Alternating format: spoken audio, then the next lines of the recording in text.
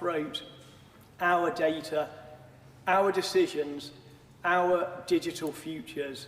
Together, our human-led, inclusive digital futures. My Lords, it's a pleasure to follow the Noble Lord Holmes and thank him for all his work. Echoing all the praises, I too wish to convey and express my gratitude to Noble Lady, my friend Noble Lady Kidron, for her very powerful leadership, including in this debate. My Lords, my contribution today is framed in the context of having organized quite a number of numerous discussions and meetings on in relation to some of the APPG, which I declare on digital transformation and policy on technology as it affects society.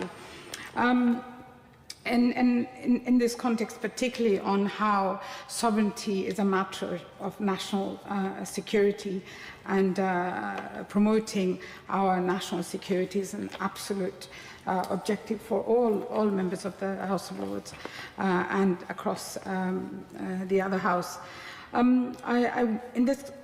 For their support, I want to acknowledge the library briefing, Control AI, not Open AI, Control AI, and Tasmina Ahmed Sheikh for her ambitious efforts in relation to advancing sovereign AI stack, which I'll make some reference to later, and Daushan Hamza for his precious time, wisdom, and foresight.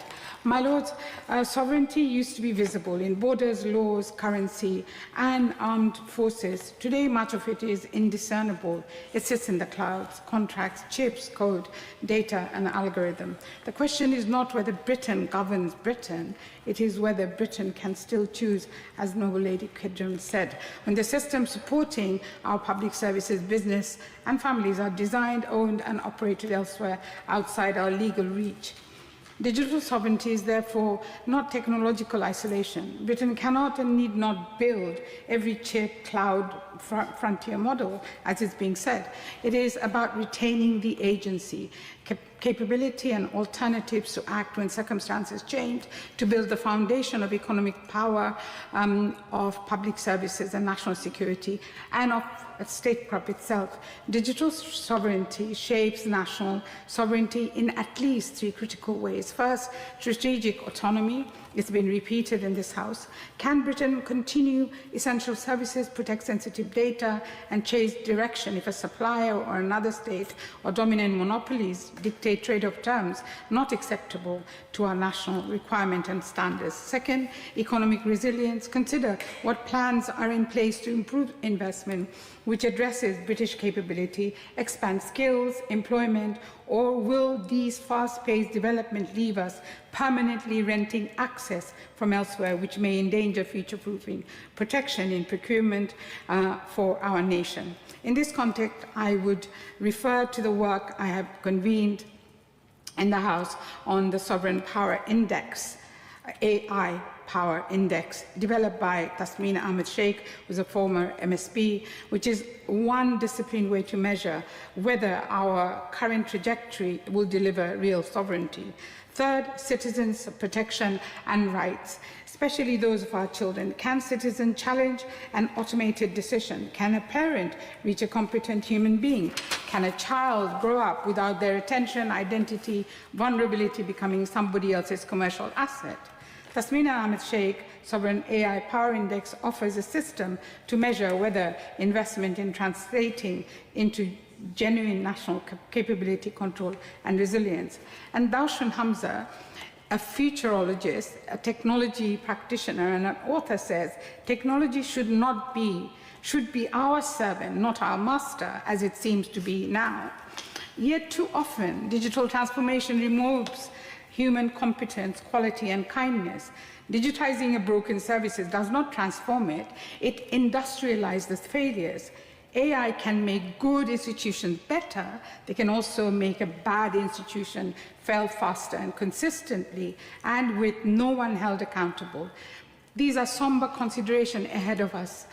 regards governance and accountability in regards to major public services, including the criminal justice system, education, and autonomous use of weapons in warfare. On matters of daily occurrence, can I bring you back to imagine a UK parent in 2031, whose children use AI tutors at school. For one parent, the system is transparent, independently tested, and subject to UK law. A teacher can explain his recommendation, one parent can challenge an error, and the school can change supplier without losing the child's history. Technology serving the family and the society. For the second parent, the child is labeled a low potential. Nobody can explain why no one can locally override it. The school is locked in, data cannot easily be removed, and the human teacher becomes the administrator of the machine's judgment with consequential impact on that child, maybe for long years. One parent is a citizen using technology, and the other will be captured in never-ending circle of machine-centric decision, difficult to challenge or manage. My lords, in 5 years, AI agents may mediate education, employment, welfare, and health, indeed warfare. In 10, AI will be infrastructures of the state. In 20 years, today's primary school children will be the workers, parents, leaders. The defaults we tolerate now, opacity, manipulation, and dependency, may become unwritten constitution of their digital lives. My lords, digital sovereignty is not about building walls. It is about keeping the keys to our own doors and ensuring that our children inherit them. And it is about our children's future. And we cannot place our sovereign digital system in anyone else's grasp whilst we do everything we can to ensure, I'm finished, while we can everything we can to ensure that AI does not become sovereign over Britain. And we cannot wait for another determination to others to determine the future for our citizens and our children. Ask the noble lady, please, to conclude her remarks. We must invent it with honour and dignity for human lives. I stand up very briefly, noble lords, to remind some members that the speaking time limit is 6 minutes for backbenchers, and I urge all noble lords to keep within that limit so that the debate may conclude within the time allowed without cutting short the Minister's remarks. My Lords, I declare my interests as a science entrepreneur, and in particular my roles as chairman and shareholder in Loci Labs and Freevolt Technologies. And I add my congratulations to the noble Baroness Lady Kidron on securing this debate and her, frankly, outstanding impact in campaigning against the harms of big tech, brilliantly set out in her recent book. My Lords, on tech sovereignty, the public is well ahead of Westminster, and on AI, they are both alarmed and impatient. Polling published last month found that 80% of the UK public distrust our government's ability to control AI at all. The dependency they sense is real and structural. US hyperscalers dominate the UK cloud market. Despite us being a leading nation in AI science, the UK has failed to invest in the infrastructure needed to enable our science to scale a modern industry, and has allowed the infrastructure it does have to be controlled by US companies. This risk is not hypothetical, my lords. Under the US Cloud Act, American authorities can compel a US-owned provider to disclose data held anywhere in the world, including data held in their UK resident data centres. Asked under oath by the French Senate whether he could guarantee French citizens' data would never be handed over, Microsoft's France's legal director answered no. And when Washington sanctioned officials of the International Criminal Court, its chief prosecutor lost his Microsoft email and a Canadian judge her Google and Amazon accounts. Yet in this Parliament, we are still using Microsoft 365. Why? Government cloud spending runs at over £6 billion a year across the public sector, paying annual rents on infrastructure we do not own and do not control. Now, these decisions to buy from big tech, rather than procuring from UK-owned and managed businesses, are why we do not have a globally leading British-owned tech company resident in the UK. They have either been sold, like DeepMind and Arm, to foreign companies, or they've moved offshore using the Delaware Flip to access US capital. Your Lordship's Science and Technology Committee reported in November that our failure to scale has reached, and I quote, crisis point, and that our economy is bleeding out as a result. The causes, my lords, are three.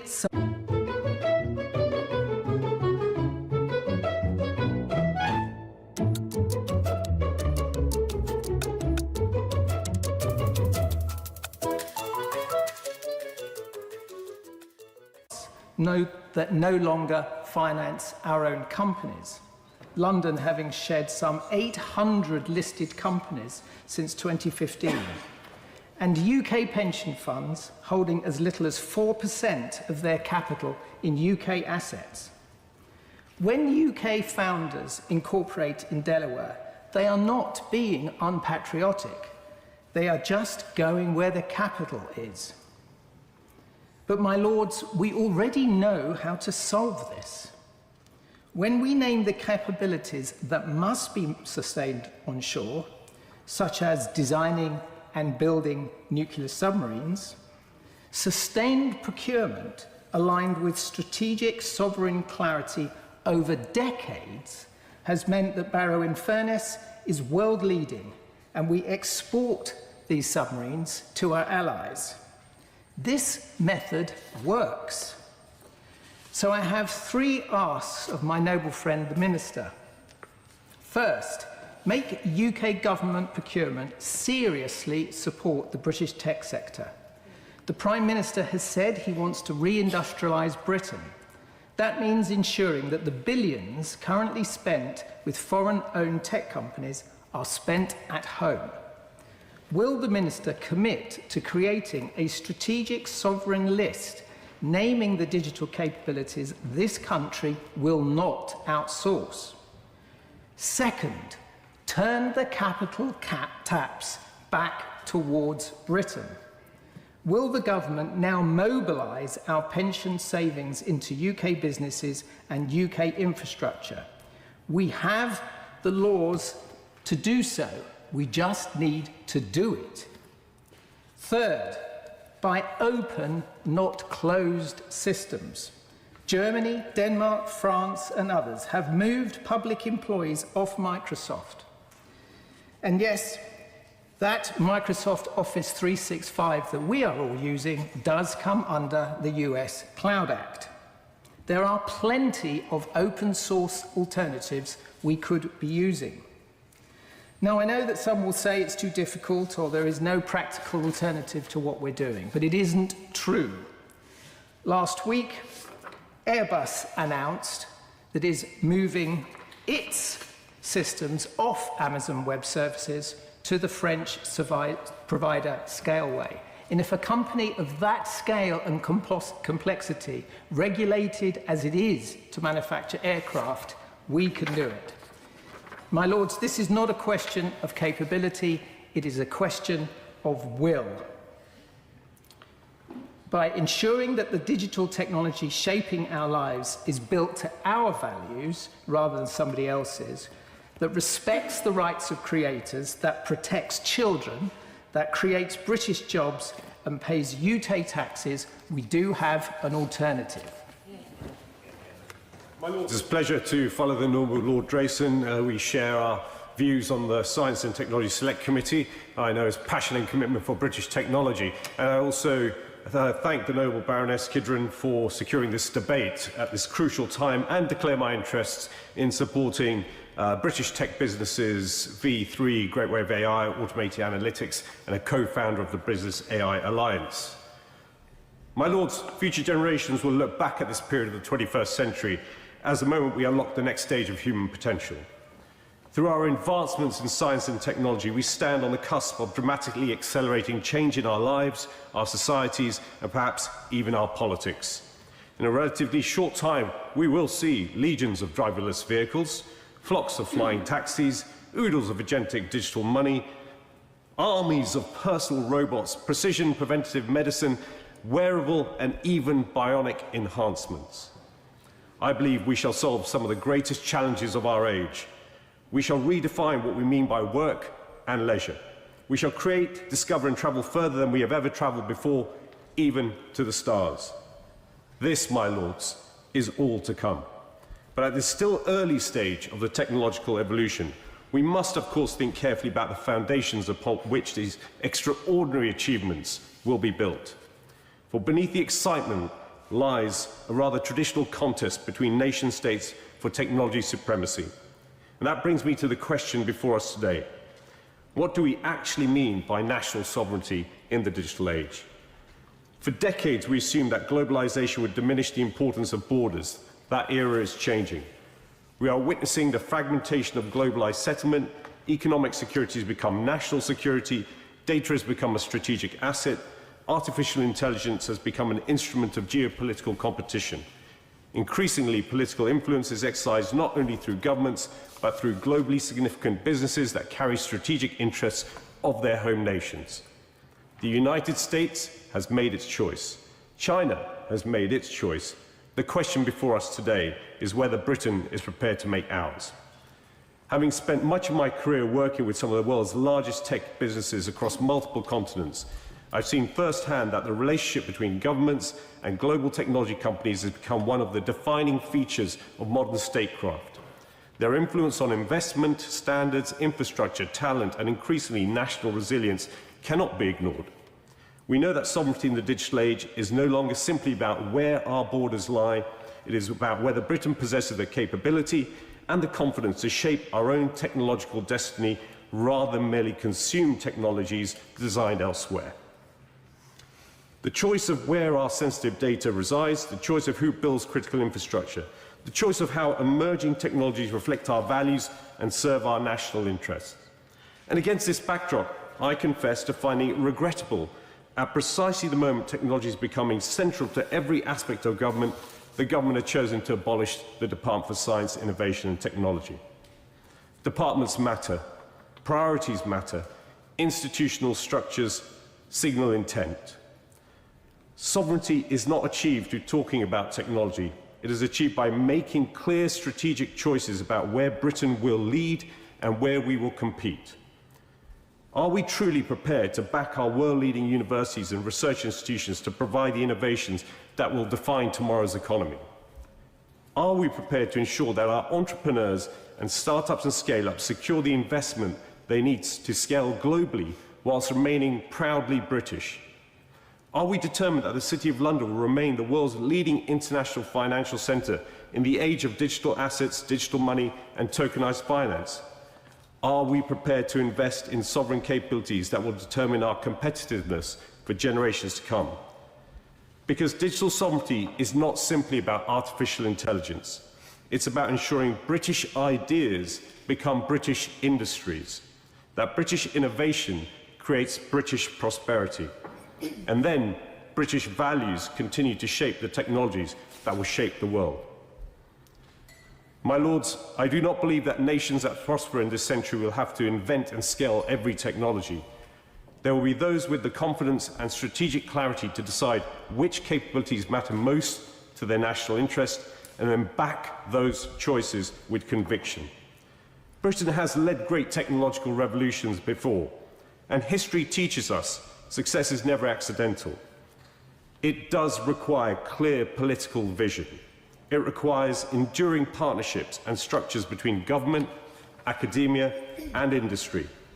And above all, it requires the resolve to stay the course until the job is done. So, my lords, let us be clear about the choices we make.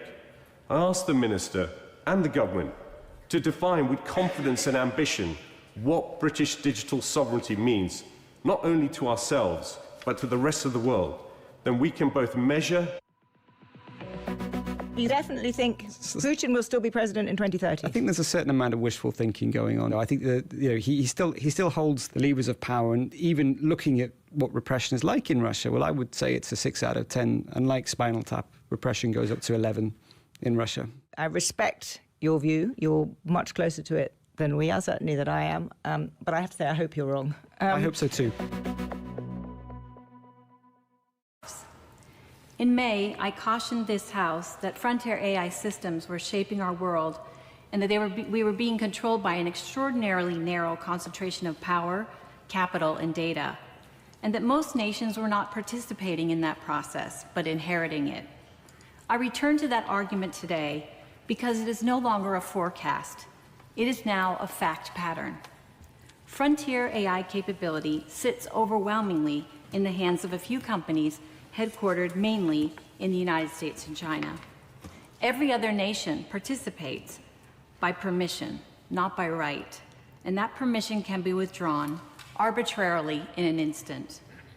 We saw this explicitly on June 12th, when the U.S. Commerce Department directive forced Anthropic to suspend access to its most advanced model, Claude Fable, for foreign nationals worldwide, including its own foreign national researchers, unable to touch the model they had built because of the passport they held. Access was indeed restored on July 1st.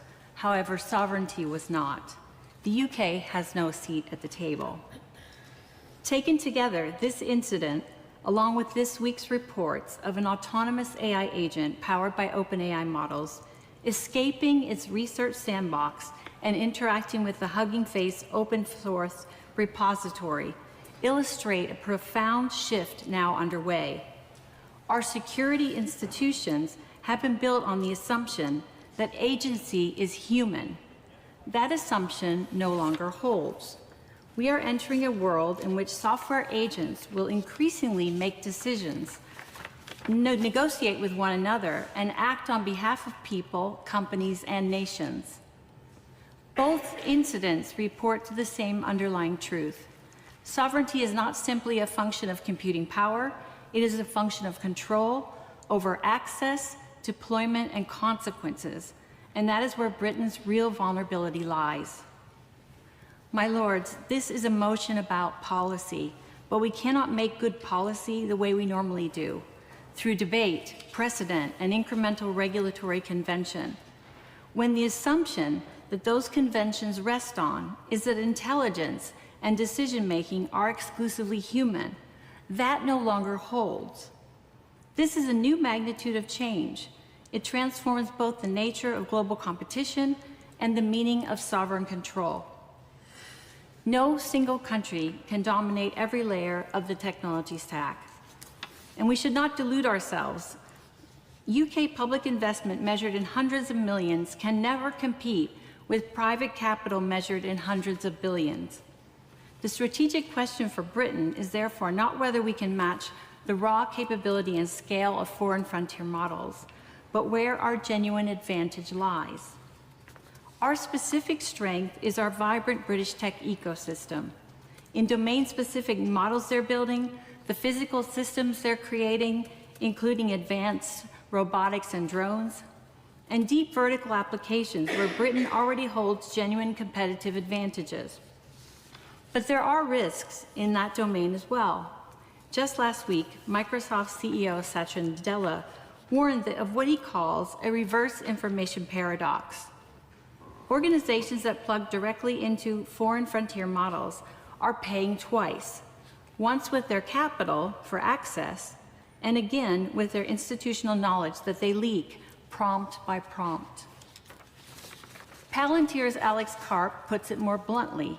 He calls this losing your alpha, your core intellectual property handed to a competitor who never had to earn it. This reflects a broader shift in where strategic value now resides. The AI frontier is also commoditizing faster than anyone predicted. Intelligence is becoming a utility.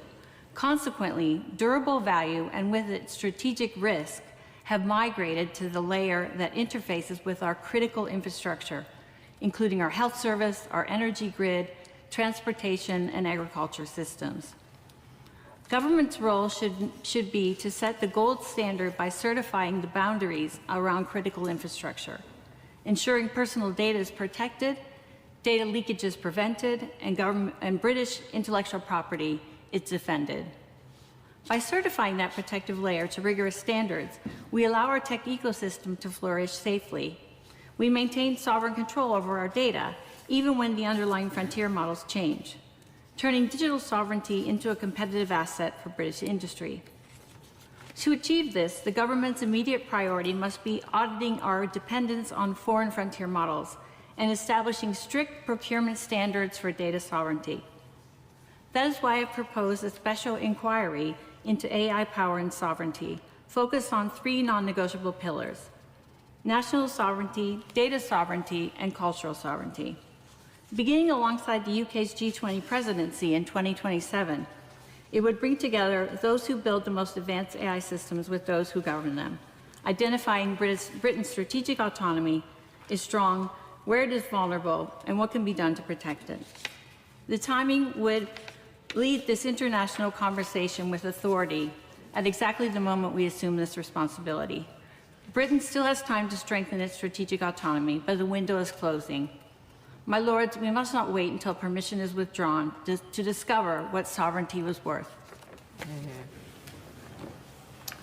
My lords, it's a real honour to take part in this debate, and I join others once again in thanking Baroness Kidron for her penetrating analysis.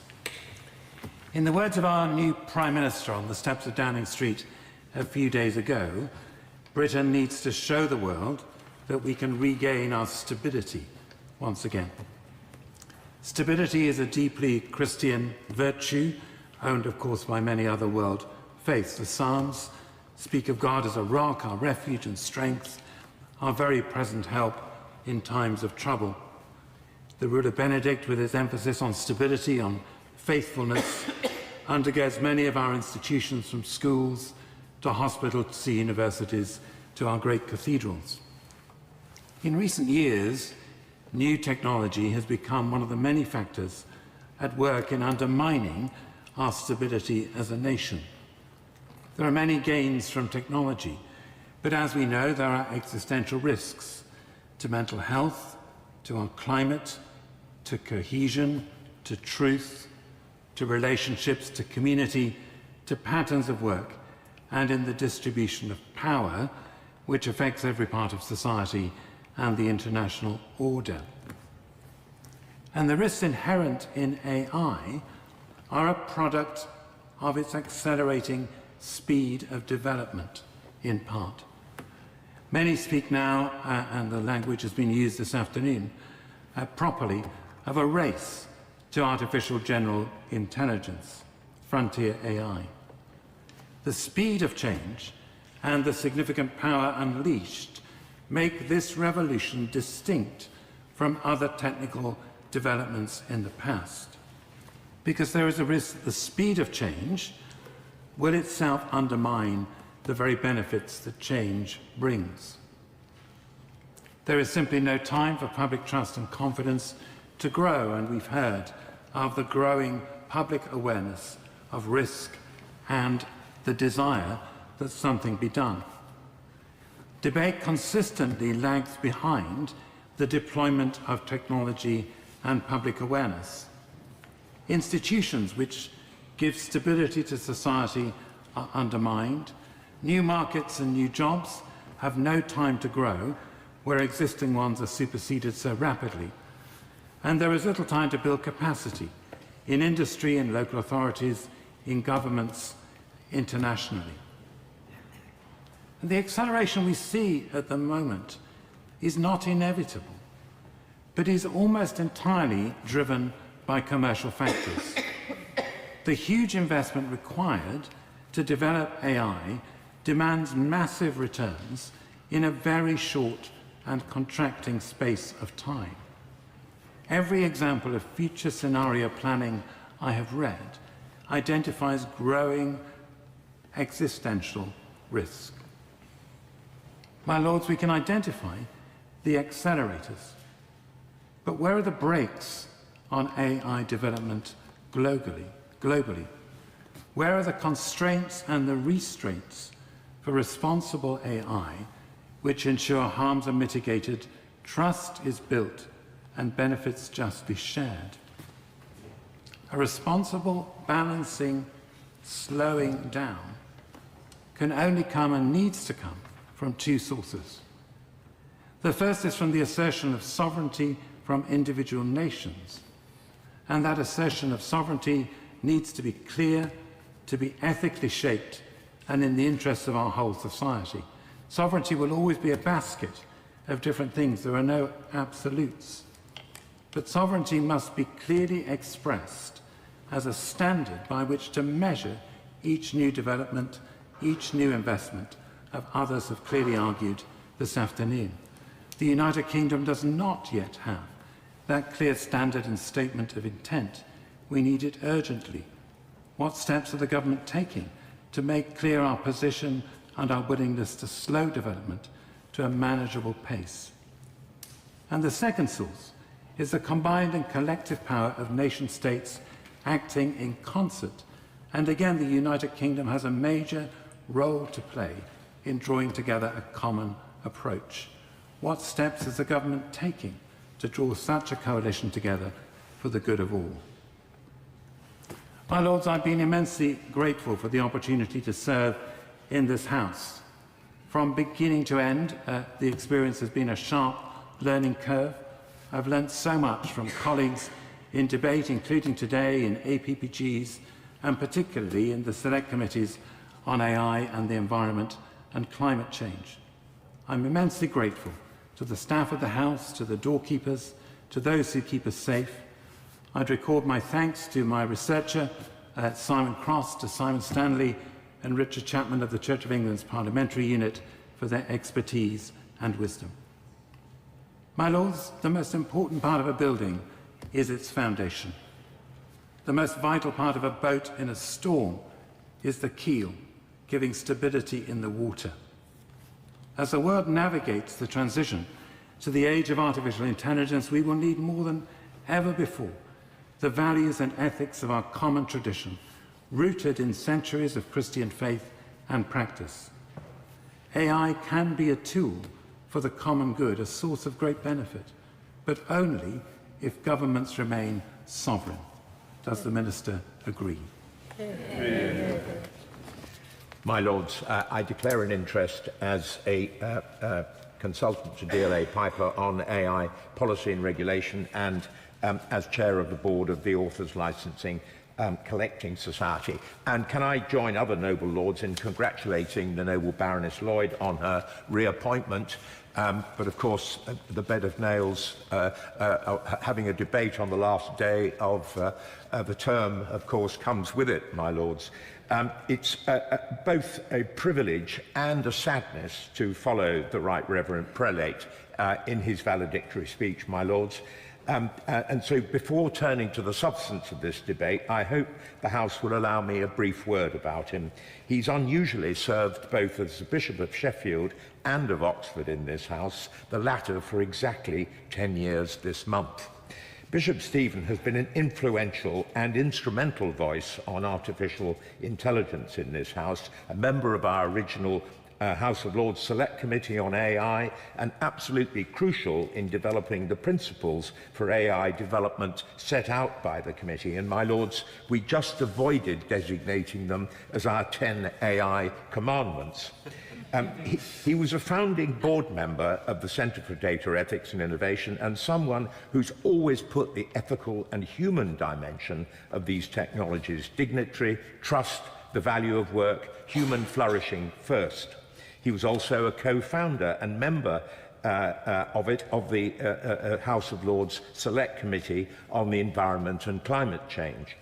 He anticipated the NEETs and AI human flourishing debate by emphasising the importance of adequately preparing young people for changing economic and technological conditions by providing meaningful routes from education into work and ensuring that technological change does not undermine opportunities for younger generations.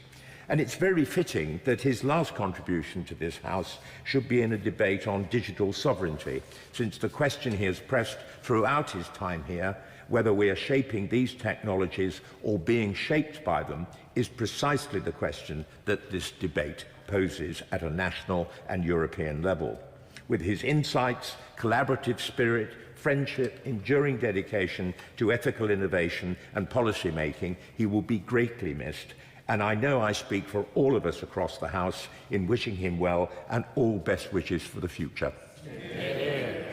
My Lords, I'm very grateful to the Noble Baroness Lady Kidron for securing this debate and for her superb introduction, and to all Noble Lords who've spoken today. I do congratulate both the Noble Lord Moraes and the Noble Lord Drayson on their summer reading material. It has ranged widely from infrastructure to intellectual property, from procurement to accountability, but a single thread runs through it. Digital sovereignty is not an abstract concept. It's crucial for our economic, societal and security future. Noble Baroness Kidron, the Noble Baroness Berger, Baroness Gill, and Baroness Shields reminded us what the absence of that sovereignty looks like in practice. Last month, the US government placed export controls on Anthropic's newest models. President Trump gave in less than 90 minutes for the company to cut off non-US citizens. This restriction was lifted on the 1st of July, but the episode, and potentially the recent OpenAI episode mentioned by some of the Noble Baronesses, showed that what we have built in this country is not technological independence, but in the AI minister's own phrase, a search for strategic leverage. My Lords, but leverage is not control. Karim Khan, Chief Prosecutor of the International Criminal Court, could tell us the same. Sanctioned in 2025, he lost his Microsoft email account, yes, my Lords, Microsoft 365, at the decision of a boardroom in Redmond, Washington State, not a court. My Lords, there is an economic cost of this dependency. The Competition and Markets Authority found AWS and Microsoft hold 70 to 90% of our cloud market, as the Noble Lord Drayson said.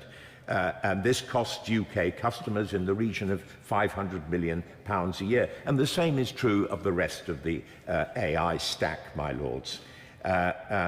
We are heavily dependent on US big tech. The Noble Baroness Verma used the expression colonisation in this context.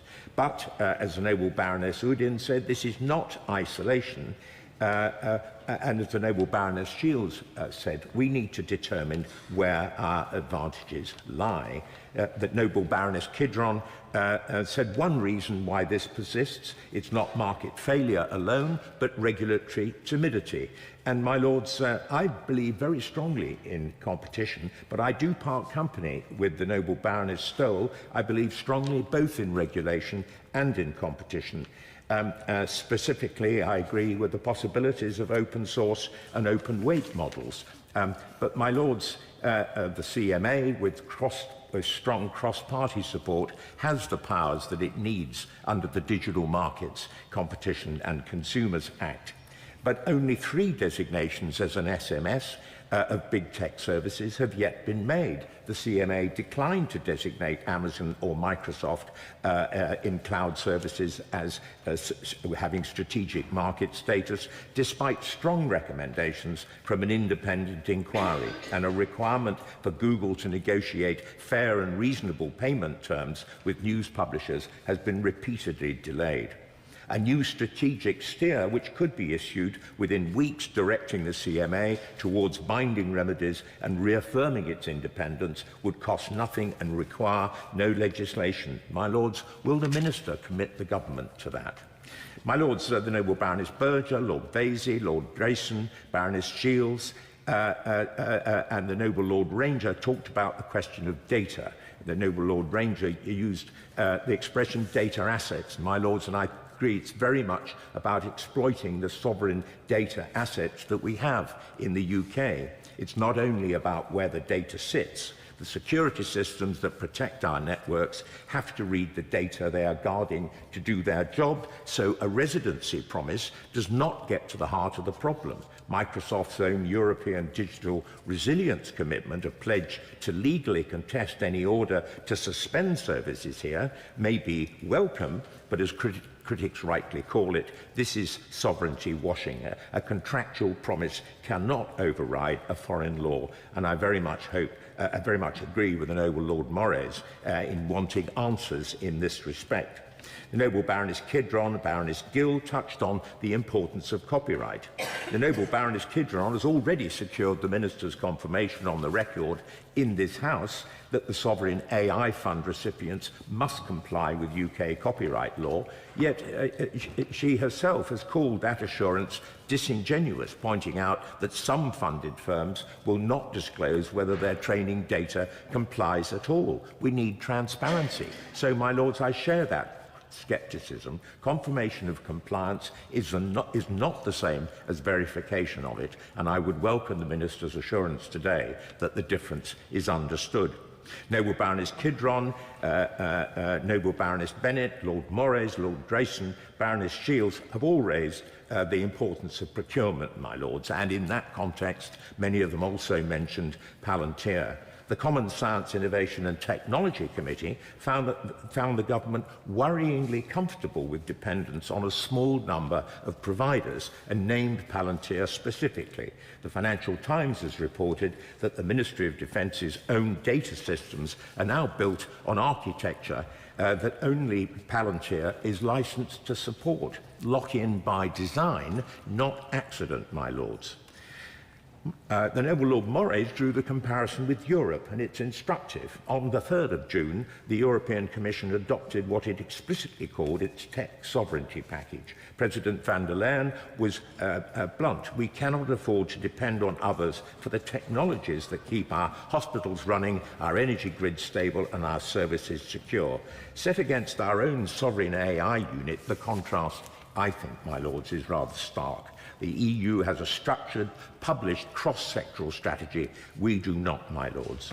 Now, my lords, many noble lords raised the question of accountability. Indeed, the Noble Baroness Kidron and the Noble Baroness Bennett used the term constitutional as an issue, my lords, and this is particularly the case with the prospect of artificial general intelligence and the reality of agentic AI, my lords.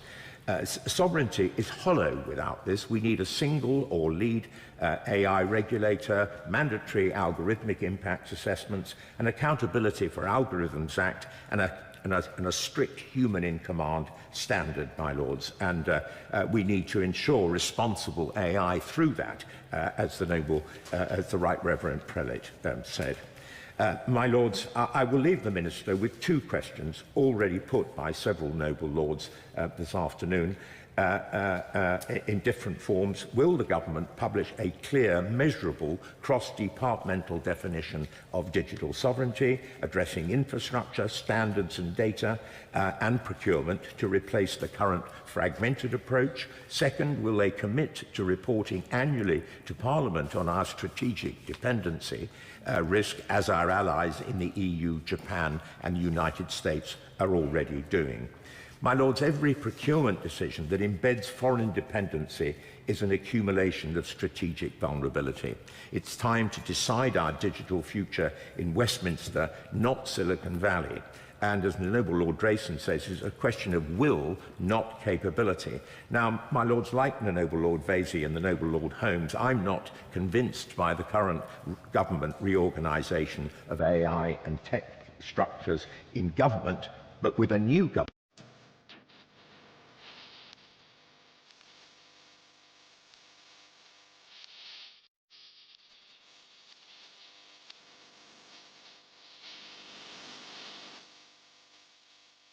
Lady Baroness Kidron for securing this important debate and thank all of those who have participated. I think it's been fascinating throughout, and brilliant points have been made on all sides.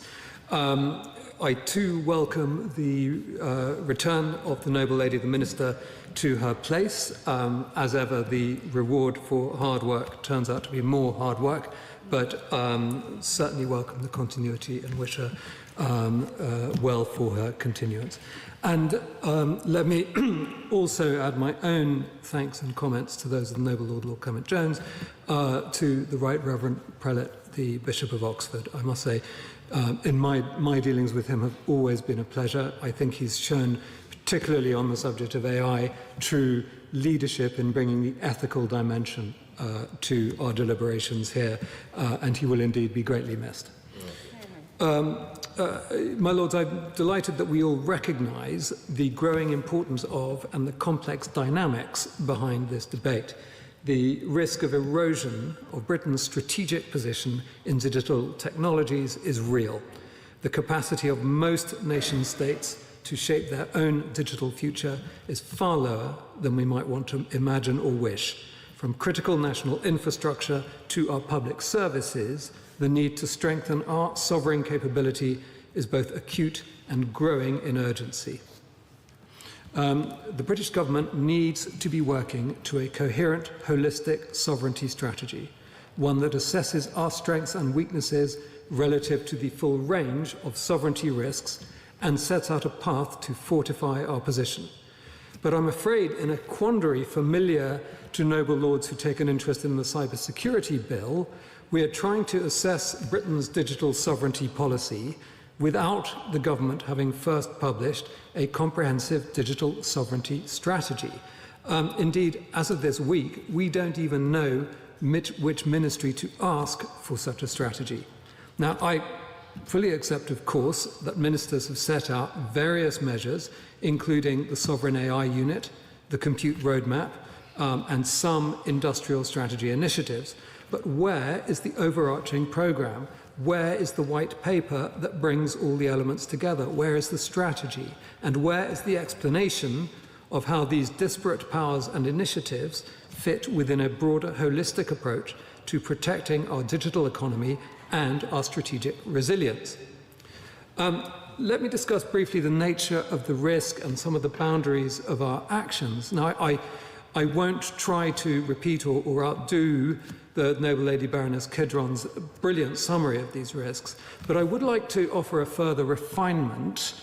The risks to sovereignty do come in different forms, but I think discussion very often focuses on the extreme end of the risk spectrum, that is to say, the catastrophic loss of access or control of our digital systems as a result of decisions made in other countries, as we've been hearing from a number of noble lords. But I think while we have to bear that risk in mind constantly, there is a more probable, if lower impact risks, or range of risks that deserve more attention than they often receive. We may find that even while our systems continue to function, we lose access to the most advanced capabilities, or we cede further control of our data. When our hospitals, energy systems, financial infrastructure, and armed forces depend on technologies where we lack genuine alternatives, we face the risk of strategic disadvantage. And of course, the further we fall behind, the more we risk depending on others for the innovations that confer competitive advantage. I worry that we are edging towards strategic drift. We need to have clear answers to essential questions. Where is sovereignty genuinely essential, perhaps starting with defence and cyber, and how do we retain it? Where sovereignty is not achievable, how do we become indispensable?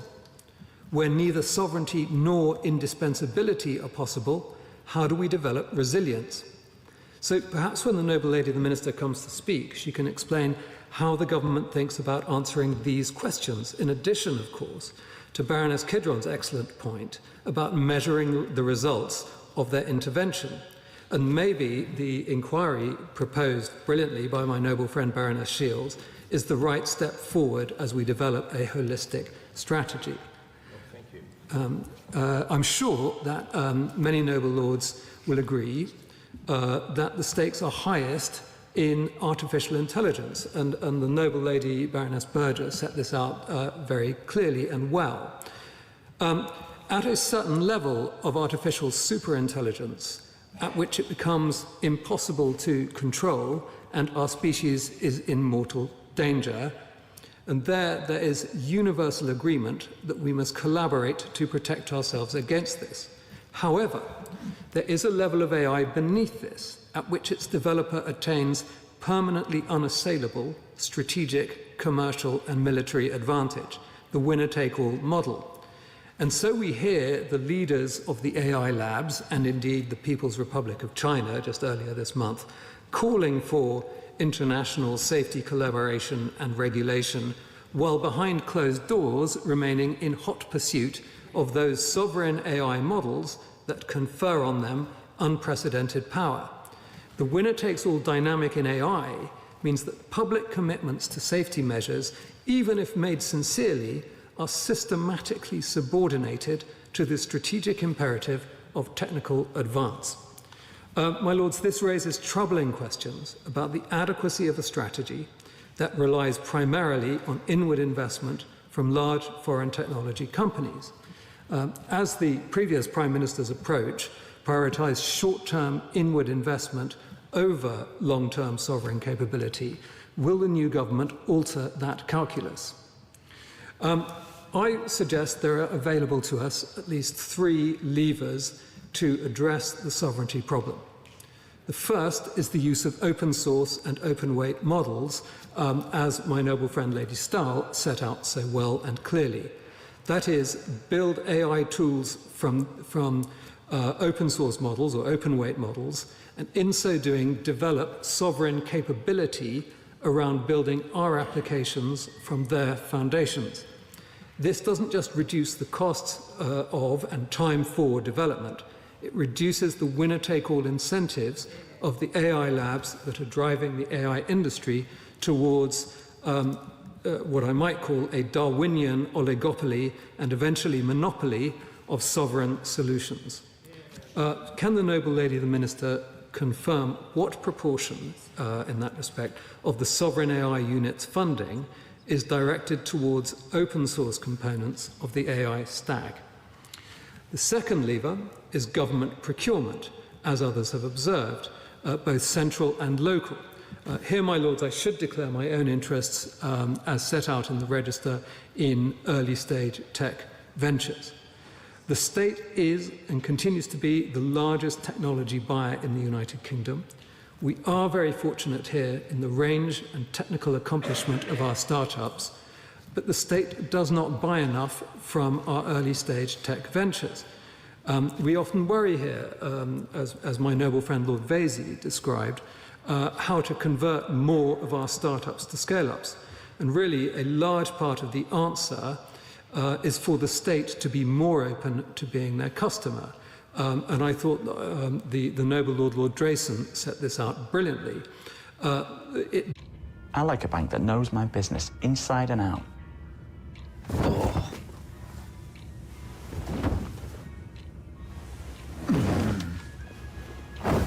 All right, Paul. Loving the Saxony piles. They're good, yeah. Alika Bank, like your business bank again. Started out through government procurement in the United States. Perhaps the noble lady, the Minister, could outline what proportion of government procurement in digital technologies is currently directed towards early stage British tech ventures. What benchmark is the government using to assess whether procurement is being deployed effectively in the service of sovereignty? I'm going to accelerate to the end of my speech, otherwise the noble lady, the whip, will need to hurry me along, and I've written too much, but let me just say briefly that the better use of the Digital Markets Act is going to be the third lever, and I feel we should make more and greater use of that. In conclusion, let me ask the government to provide, as soon as possible, a comprehensive digital sovereignty strategy, clear criteria for determining where Britain invests in direct sovereignty versus strategic leverage, a coherent procurement strategy aligned with sovereign capability objectives, an explanation of how digital competition policy serves sovereignty rather than undermining it. And of course, clarity on data and copyright policy that preserves our strategic leverage. These seem critical and urgent questions. I too deeply regret that we no longer have a single front door to a ministry that can answer them all, and that those civil servants who could be focused on answering them will spend the coming months in a complex reorganisation. My Lords, I welcome the opportunity to respond to this question for short debate, and I too thank the Noble Baroness Lady Kidron for bringing forward the discussion on this significant issue. Despite the fact that we maybe once or possibly twice a week discuss the important issues of AI, I always find additional points being raised by your Lordships for thought, for reflection, and to discuss with colleagues afterwards. I will endeavour to respond to the points made today, and if I do not, I will follow up afterwards. I think just to respond immediately to the questions around the publication of a digital sovereignty strategy, we have heard this request from one of the committees and from your Lordships and are reflecting on it, but I cannot at this stage confirm that we'll be publishing such a strategy as proposed by a number of your Lordships today. This debate does indeed raise fundamental questions for our economy, our society and our national security, and how we ensure that the remarkable capabilities of modern technology work in the interests of society, support economic strength, protect citizens in the UK and around the world, and remain rooted in British values is incredibly important.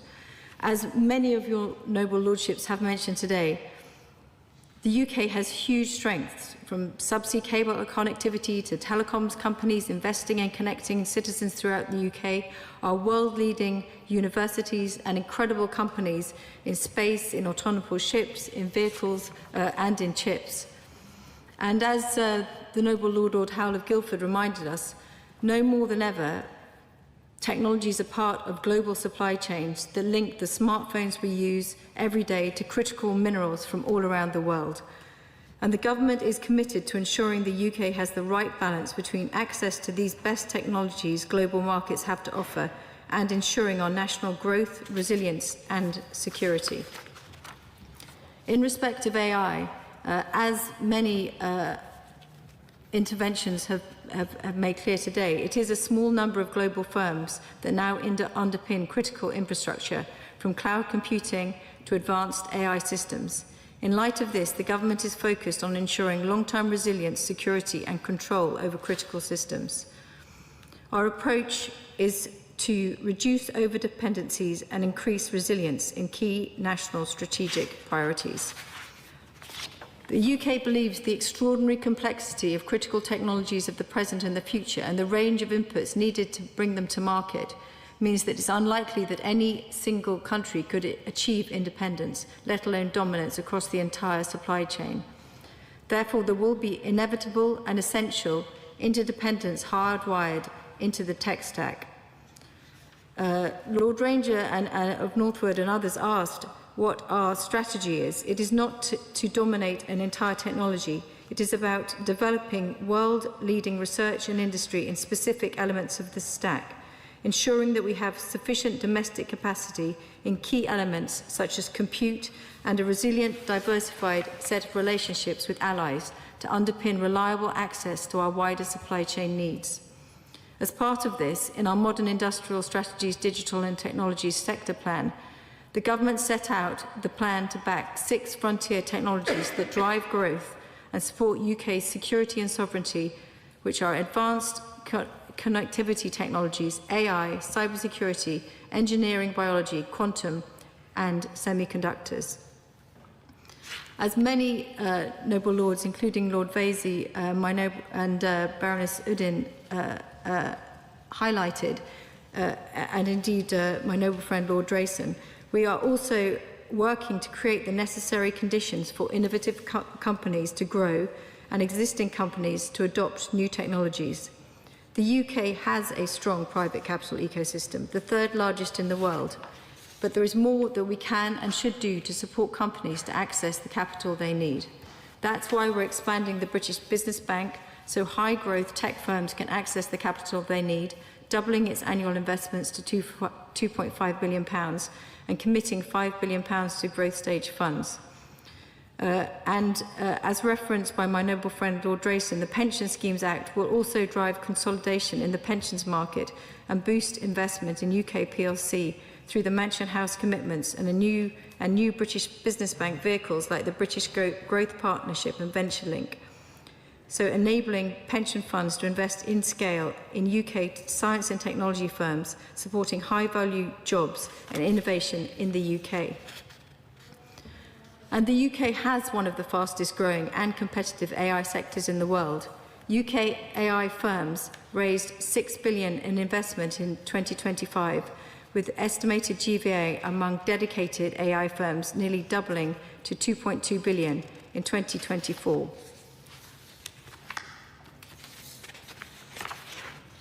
And in respect of the Sovereign AI Fund, which has £500 million, we are backing strategically important UK AI companies.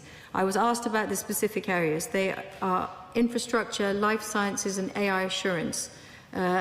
Apologies, I haven't got the full list here, I thought I had. So the UK has greater resilience and influence in a global AI economy. But alongside that, to respond also to my noble friend Baroness Berger, there is £1 billion to expand the AI research resource 20 times by 2030, including £750 million for a new national supercomputer in Edinburgh, as well as the 5 AI growth zones and a £1.1 billion AI hardware plan, combining to make Britain an AI maker, not just an AI taker. And to respond to the points and questions raised by Baroness Kidron, Baroness Stoll of Beeston and the Noble Viscount Camrose, we are building non-language frontier models such as Ineffable, and we believe that the approach for language models can look different. The Bold Lab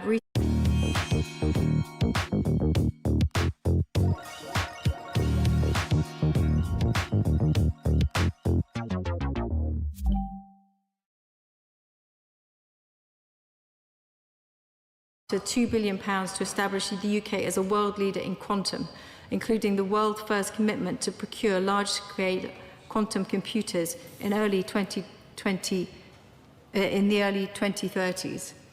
I'd like to also touch on the points raised by Lord Vasey and Baroness Verma about skills and digital inclusion. These are absolutely essential. We have published a Digital Inclusion Action Plan. We are investing £187 million in the Tech First programme, and we are supporting companies to adopt AI so that we can be absolute users and shapers of AI as it's adopted, as well as in its development.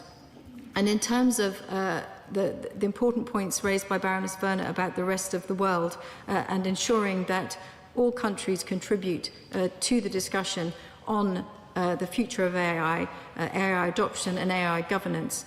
We are funding practical partnerships with the OECD, African Union and Southeast Asia to support responsible AI adoption. And of course participate in the UN's Geneva AI Week, which encourages a role for the UN that promotes sharing science-based information. So that, I think, the investment in sovereign, in UK companies, in UK skills, in UK infrastructure puts us in a good place. But of course, all of those who have raised the risks of AI, there are legitimate concerns, and these are absolutely right. And where there are abuses of AI technology happening, where they're facilitating harm to UK citizens, we have shown we will not shy away from taking on AI firms and act decisively. For example, in response to the generation of the vile and degrading non-consensual sexual deepfakes of Grok earlier this year. And in respect of the cyber threats and the recent cyber incidents, which my noble friend Baroness Burnham and Baroness Gill referenced, leading AI system cyber capabilities are indeed advancing rapidly, and the UK's AI Security Institute is studying the behaviour seen in this incident. An AI system pursuing goals through an unintended and unauthorised means as part of its world-leading efforts to make frontier AI safer. And as AI capabilities evolve, it's important that everyone steps up their cyber defences, and ministers have written to the UK businesses with clear, practical steps they can take to do so. And AC continues to work with all labs to better understand AI capabilities and improve safeguards.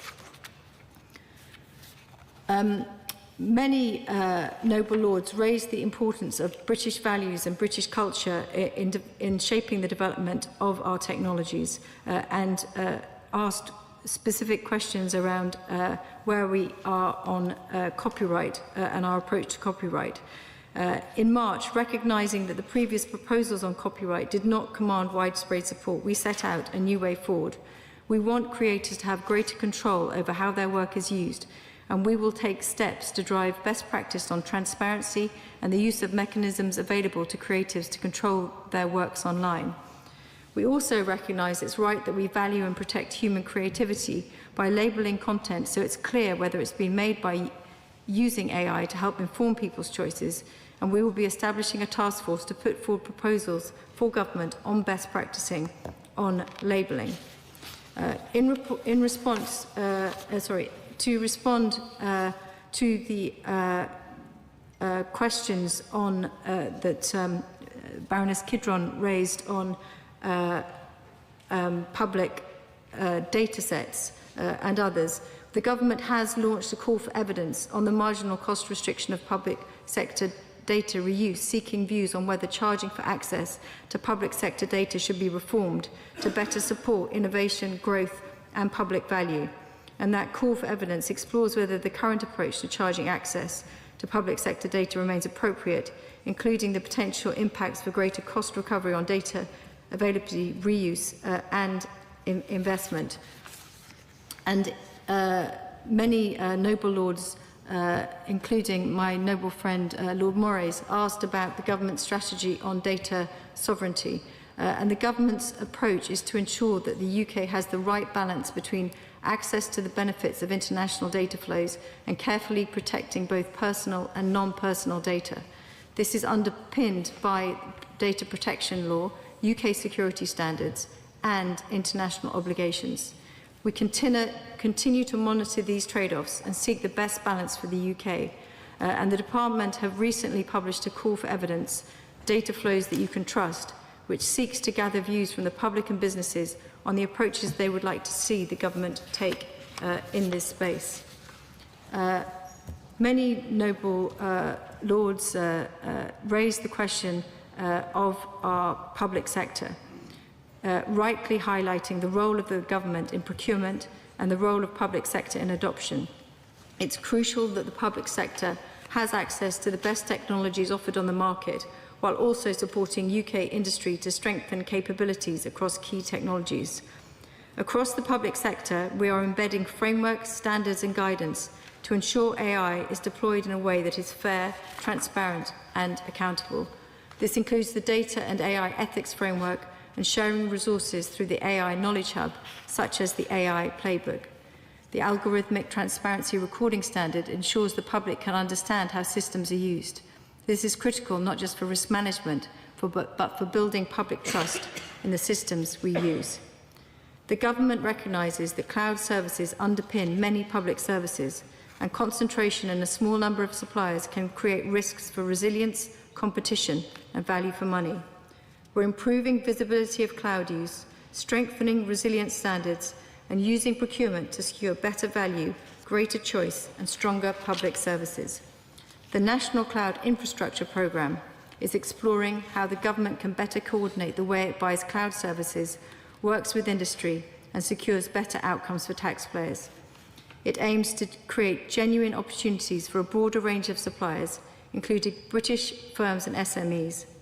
The recently published Cloud Challenge book supports work to help the public sector act as a more coordinated customer at national scale.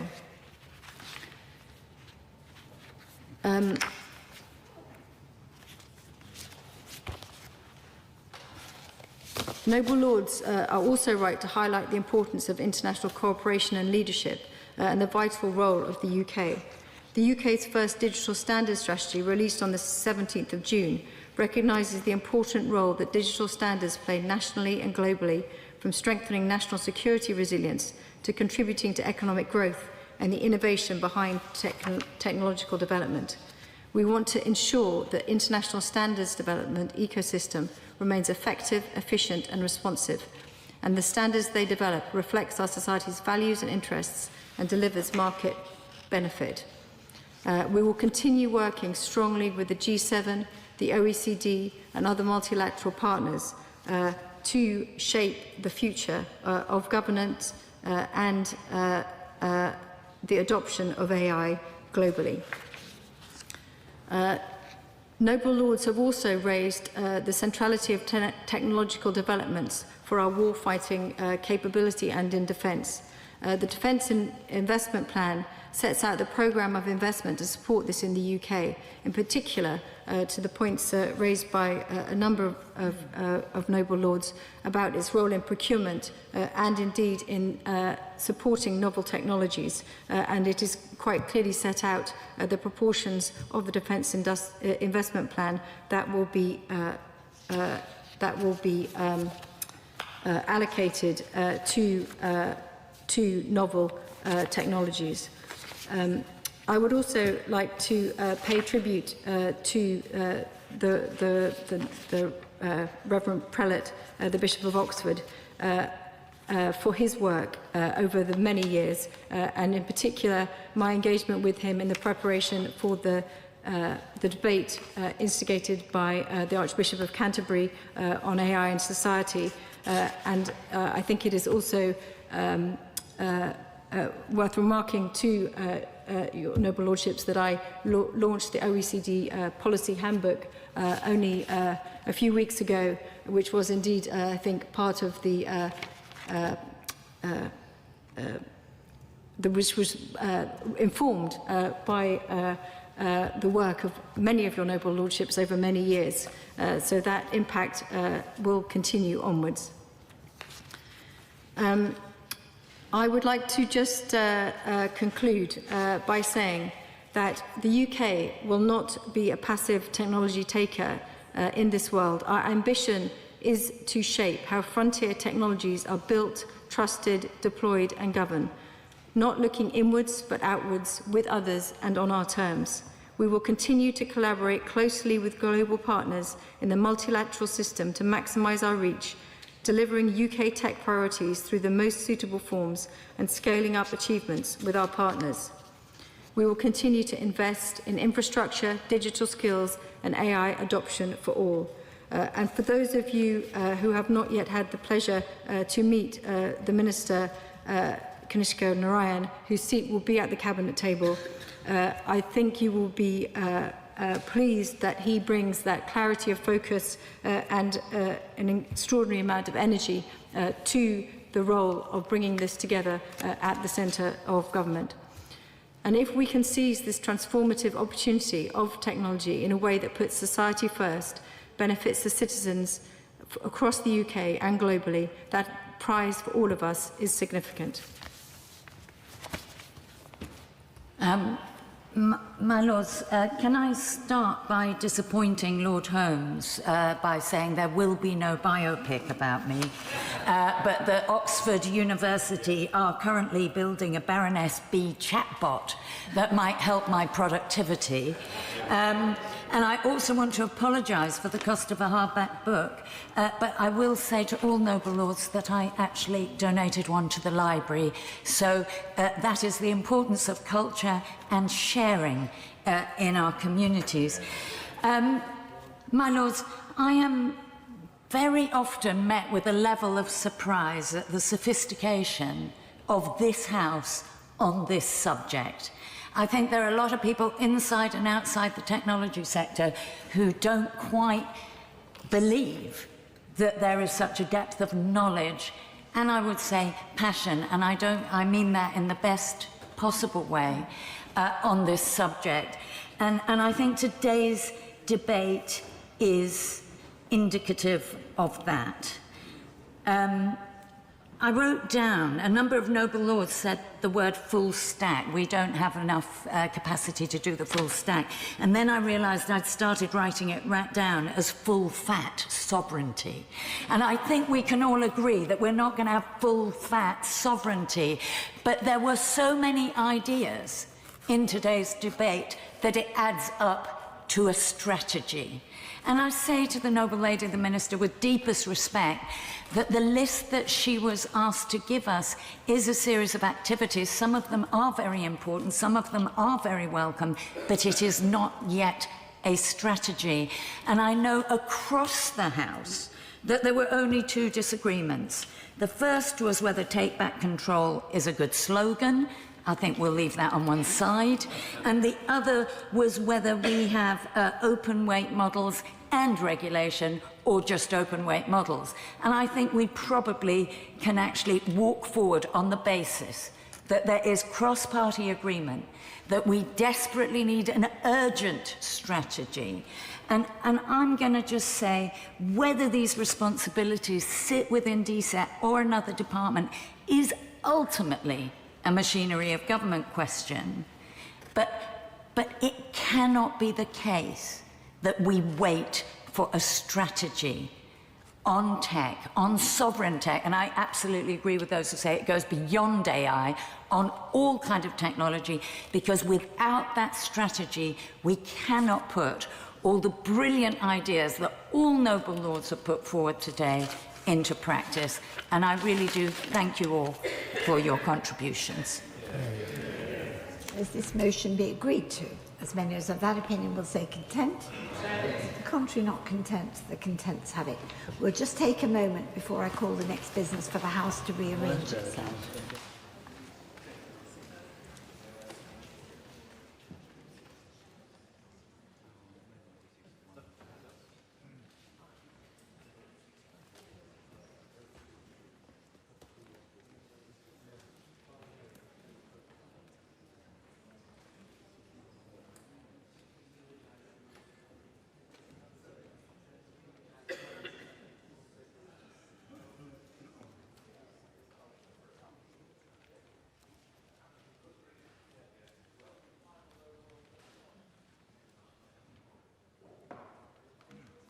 My Lords, question for short debate. Reducing gambling harm among young people. Lord Foster of Bath. My Lords, may I begin by congratulating the noble lady, the Minister, on what appears to be yet more responsibilities that she's taking on. And I welcome this opportunity to debate with her what the government plans to do to reduce gambling harm among children and young people. And in doing so, I declare my interest as Chair of Peers to Gambling Reform.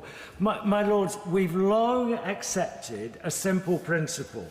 Where there is clear evidence that commercial activity harms children, government have a duty to intervene, adopting a public health approach. And we've accepted that principle in relation to tobacco, to alcohol, and more recently to vapes. We're applying it to unhealthy food, to social media, to alcohol, and again, more recently, high caffeine energy drinks. The same should surely apply to gambling. Yes, my lords, of course it is illegal for children to gamble, but a very large number of them do so. So clearly we're not doing enough, despite the protection of children and young people being a core licensing objective in the ill-conceived 2005 Gambling Act. Now, last year, the Gambling Commission found that 59% of young people had taken part in some form of gambling in the previous year, that 30% had used their own money in doing so, and that 3 in 10 children see members of their own family gambling. But most worryingly of all, it found that some 80,000 children are suffering gambling harm, and in common parlance, 80,000 children are gambling addicts, and many thousands more are at risk of becoming so. We need to do more to catch up with the rapidly changing gambling landscape, because children today encounter gambling brands almost everywhere. They see gambling company sponsoring football shirts, stadiums, competitions. They watch televised sport with gambling promotions before, during and after the event. They receive gambling-related content through social media algorithms, see influencers promoting betting products. Many play games containing gambling-like features, such as loot boxes and social casinos that blur the line between gaming and gambling. This constant exposure matters because it normalises gambling for children who are learning to see gambling as a routine part of sport, of entertainment, of gaming and of online life. Dealing with all of this is a public health issue. And while the government isn't doing enough, many parts of local government are doing their best. Many councils have already banned gambling advertising on their premises, on their land, on their vehicles, and others have gone even further. Ahead, for instance, of the 2022 World Cup, one council launched its anti-gambling harms campaign, Odds Are They Win. It pointed to harmful industry practices having negative impact on people's, including children's, health and well-being, finances, work, relationships and so on. And it made clear that whatever the gambling product, whoever the gambling operator, and whichever way you look at it, the odds are they win. And the council leader said, the main aim of the gambling operators is to maximise profits, and these profits are the result of customer losses, which particularly during a cost of living crisis risk having serious detrimental impact on people's lives. And he went on to say this, the review of the Gambling Act is now well overdue, and the government must take this opportunity to do more to protect our residents and people right across the country from the harmful practices of the gambling industry. My lords, that council leader was our new Prime Minister, Andy Burnham. So when she responds, I hope the noble lady, the Minister, will have her Prime Minister's words ringing in her ears. Now, to identify what more could be done, Pierce the Gambling Reform recently hosted a roundtable of experts in the field, and their recommendations included, first, ending the government nonsense claim that it is possible to grow the gambling industry while reducing gambling harm.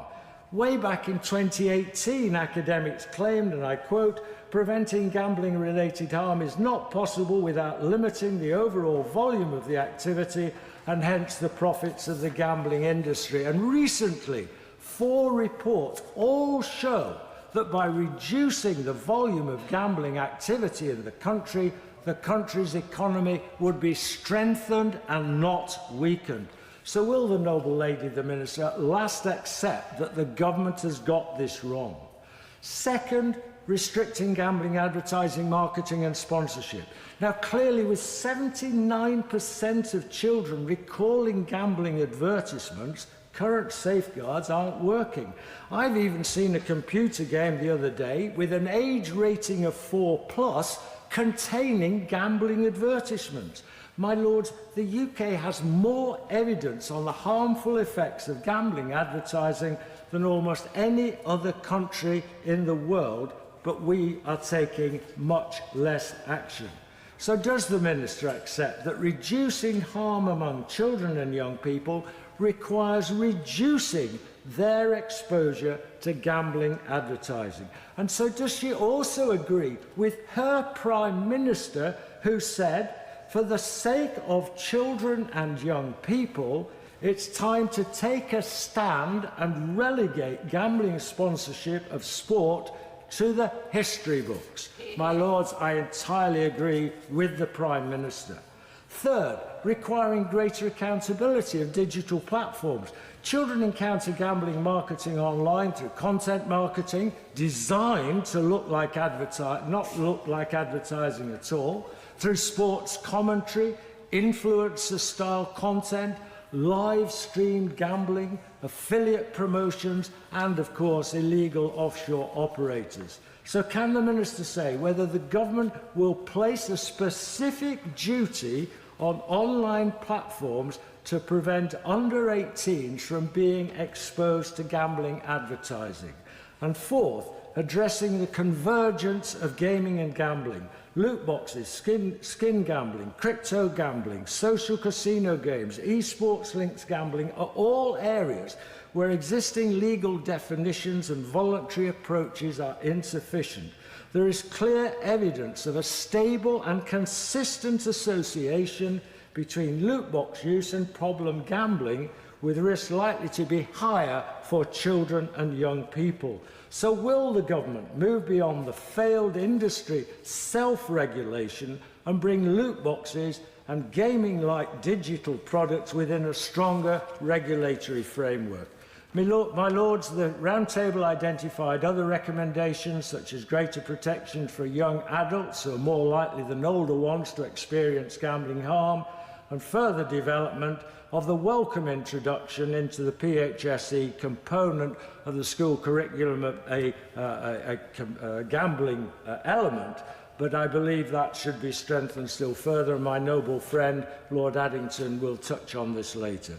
All need to be addressed as public health issues, and done so without the involvement of commercial interests of gambling companies. My Lords, future generations will not ask whether Parliament debated these issues. They will ask whether we acted while the evidence, a vast amount of it, was already before us. And I hope that when they do, they will be able to say that this House once again played its part in putting the protection of children ahead of commercial interest. My Lords, I look forward to the Minister's response.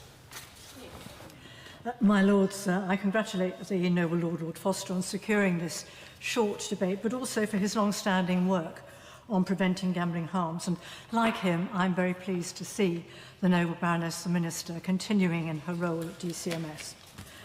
My Lords, I will focus my remarks on the international implications of gambling harms experienced by young sports players. I'm a member of the International Agreements Select Committee. Currently, we are scrutinising the impact of the government's proposal to ratify the Council of Europe Convention on the Manipulation of Sport Competitions, known as the Macolin Convention. It is the first and only international treaty on the manipulation of sports competitions. My Lords, I'm grateful to all of those who have given evidence to our committee. We have learned a great deal about how young sports people can fall into the traps set by those who organise international illegal operations and bribe them. Young people who are just starting out on their careers may be easy targets. We heard compelling evidence from ex-footballer Moses Swaibu about his experience of match fixing and the broader systems behind it, and about how easy it is to get sucked into the illegal gambling world, whether you're playing in league or non-league matches. His entry into professional sport started when he was 16 and playing for his Croydon State School.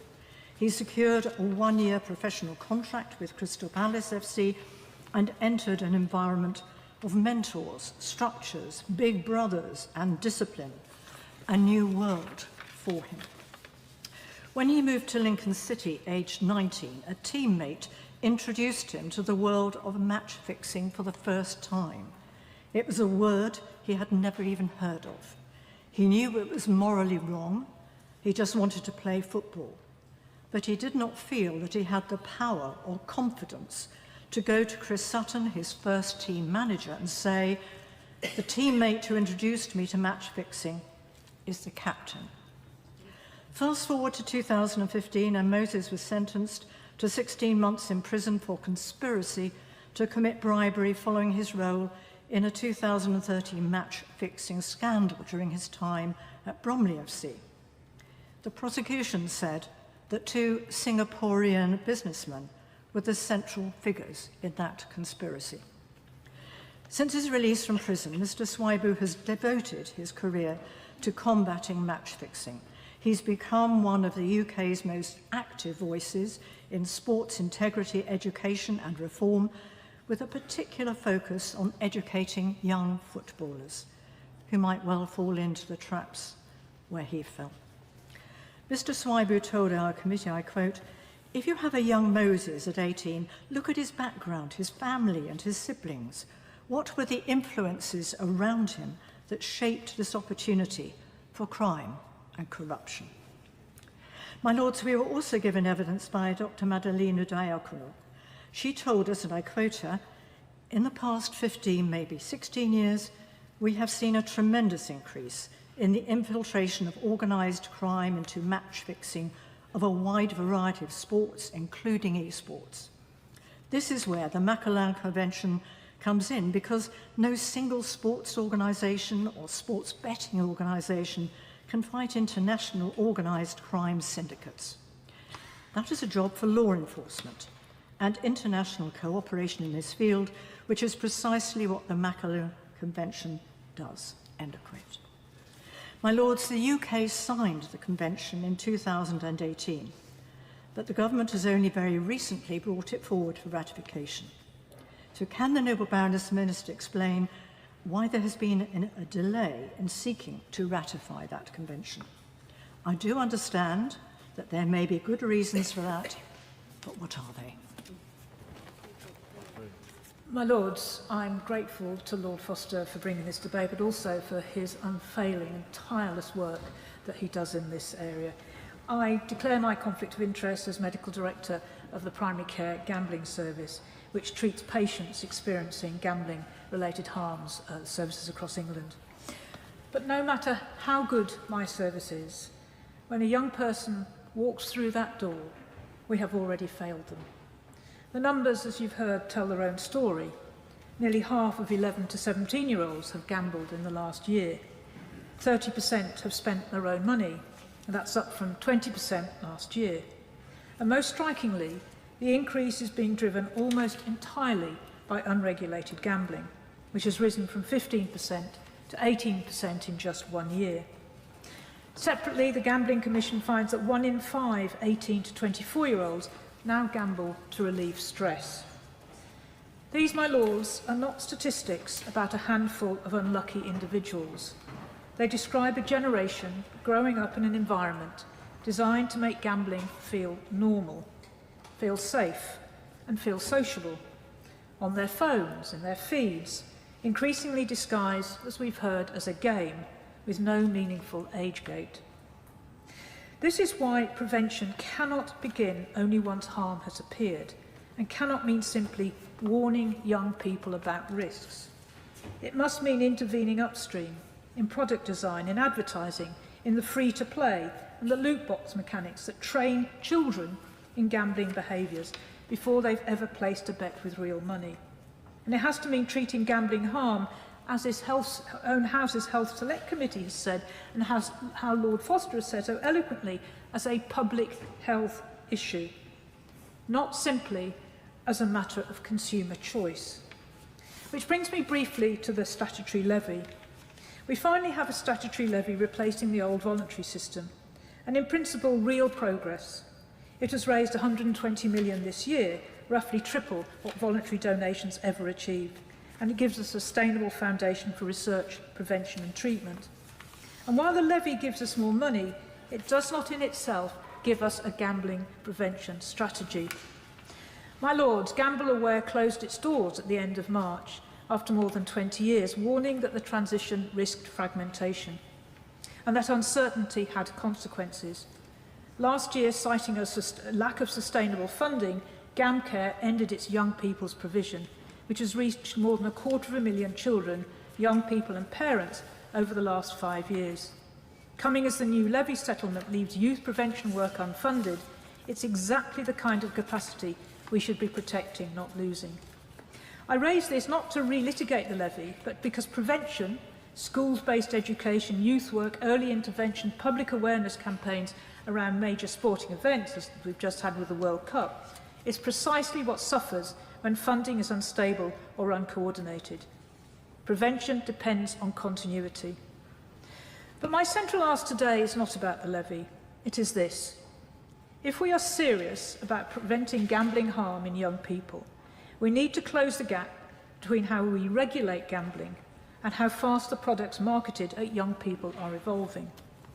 Unregulated gambling products, influencer marketing and constant gambling content on social media are shaping attitudes long before young people are legally allowed to gamble. And we need to keep asking this, as this House has done before, whether we are designing policy around what protects children or around what the industry finds tolerable. Prevention is not measured by the number of people it treats. It is measured by the number of people who never need treatment in the first place. If we get prevention right, we will spare thousands of young people avoidable harm and spend far less in treatment in years to follow. My Lords, that is the investment and the responsibility that I hope this Minister, who again I'm pleased is remaining, will keep firmly in view. Thank you. My Lords, I'd like to thank the Noble Lord Foster of Bath for tabling this debate on reducing gambling harm among young people, and that sounds admirable. But hot on the heels of the Academy of Ideas World Cup sweepstake, organised by one of our young team, Jake Weston, an enthusiastic gambler himself, I want to appeal for perspective. A reminder, for the vast majority of people across all age groups, gambling is harmless. As Culture Secretary Lisa Nandy has noted, it can bring joy to millions of people who enjoy a regular flutter. So many get their pleasure in honing their skills in working out and hopefully beating the odds. Others just enjoy the thrill and challenge of taking a risk. Often the sort of instincts we actually want to encourage, for example, in would-be entrepreneurs. Yet too often in debates in this chamber, we discuss the legal, legitimate leisure activity as though it inevitably leads to ruin, unfairly characterised as toxic, pathologised as addictive, a threatening destroyer of individuals and family life. I thought of all this when watching a lovely clip of football icon, and in my opinion the real king of the North, Kevin Keegan, a filmed interview doing the rounds since his sad death. Kevin movingly recalled how his dad used to back the horses regularly, just like most miners at the time. One year, he won a few quid on the Grand National and used all the money to buy his young football-obsessed son some second-hand football boots, an act of fatherly love and generosity paid for by his hobby and not some sordid, dodgy, selfish activity. So will the Noble Lady, the Minister, reassure us that the Government will avoid policies that purport to protect the young, but in reality are a Puritan Trojan horse for a prohibition that unfairly demonises gambling per se? Don't get me wrong, I know from personal experience how out-of-control gambling can bring misery. But we need to be honest, this is a small minority.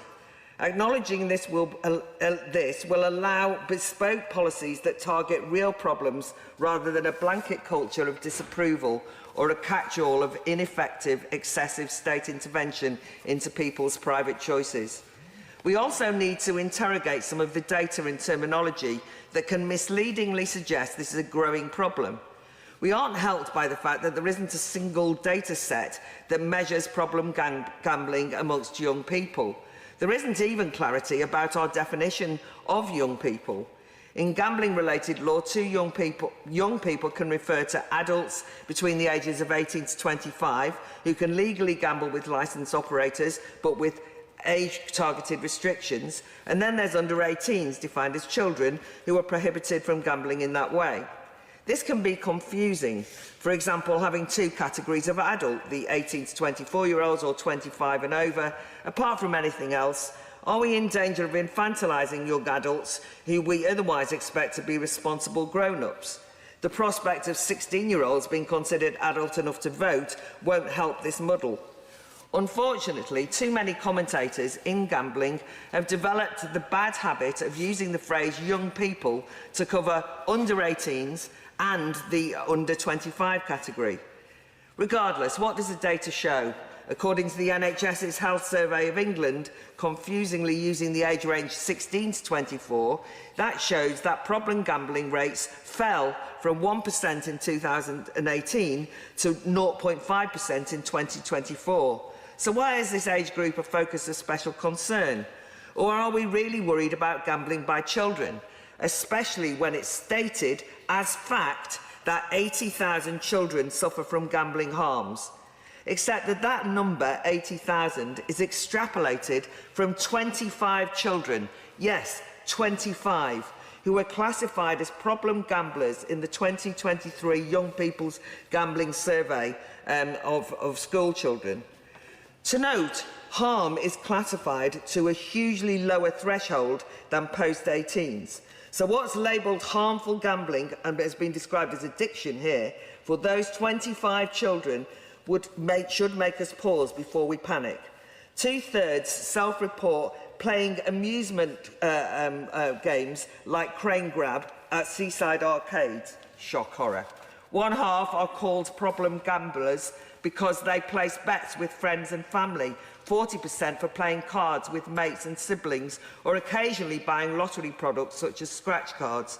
And what constitutes illegal gambling for children is even more banal. If kids bet using pocket money or school lunch money, it's against the law, even if spent on forms of gambling that are legal.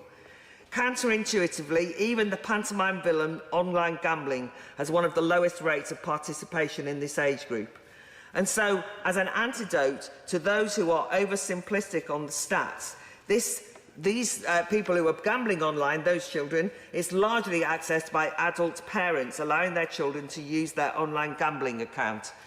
To conclude, yes, let's tell the kids some home truths about the pitfalls of gambling, but don't let's scaremonger them, and don't let's scaremonger ourselves in this House. My Lords, may I join in congratulating the noble lady, the Minister, on her reappointment. We are discussing gambling harm among young people, but perhaps we should spare a thought to the trauma caused to ministers responsible for gambling policy, and I apologise if I'm about to add to it. My Lords, children, that is the under 18s, are prohibited from gambling. But we also need to protect young adults, that is the 18 to 25-year-olds, who are permitted to gamble from harm. Fortunately, problem gambling rates among young people remain low.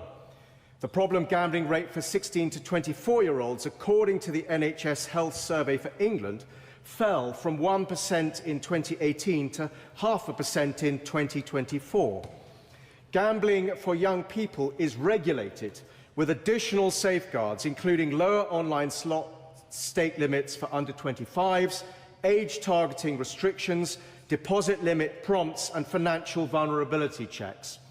Of course, we can debate the scope of these safeguards, but I want to draw attention to the danger of making the wrong policy choice, with particular reference to horse racing.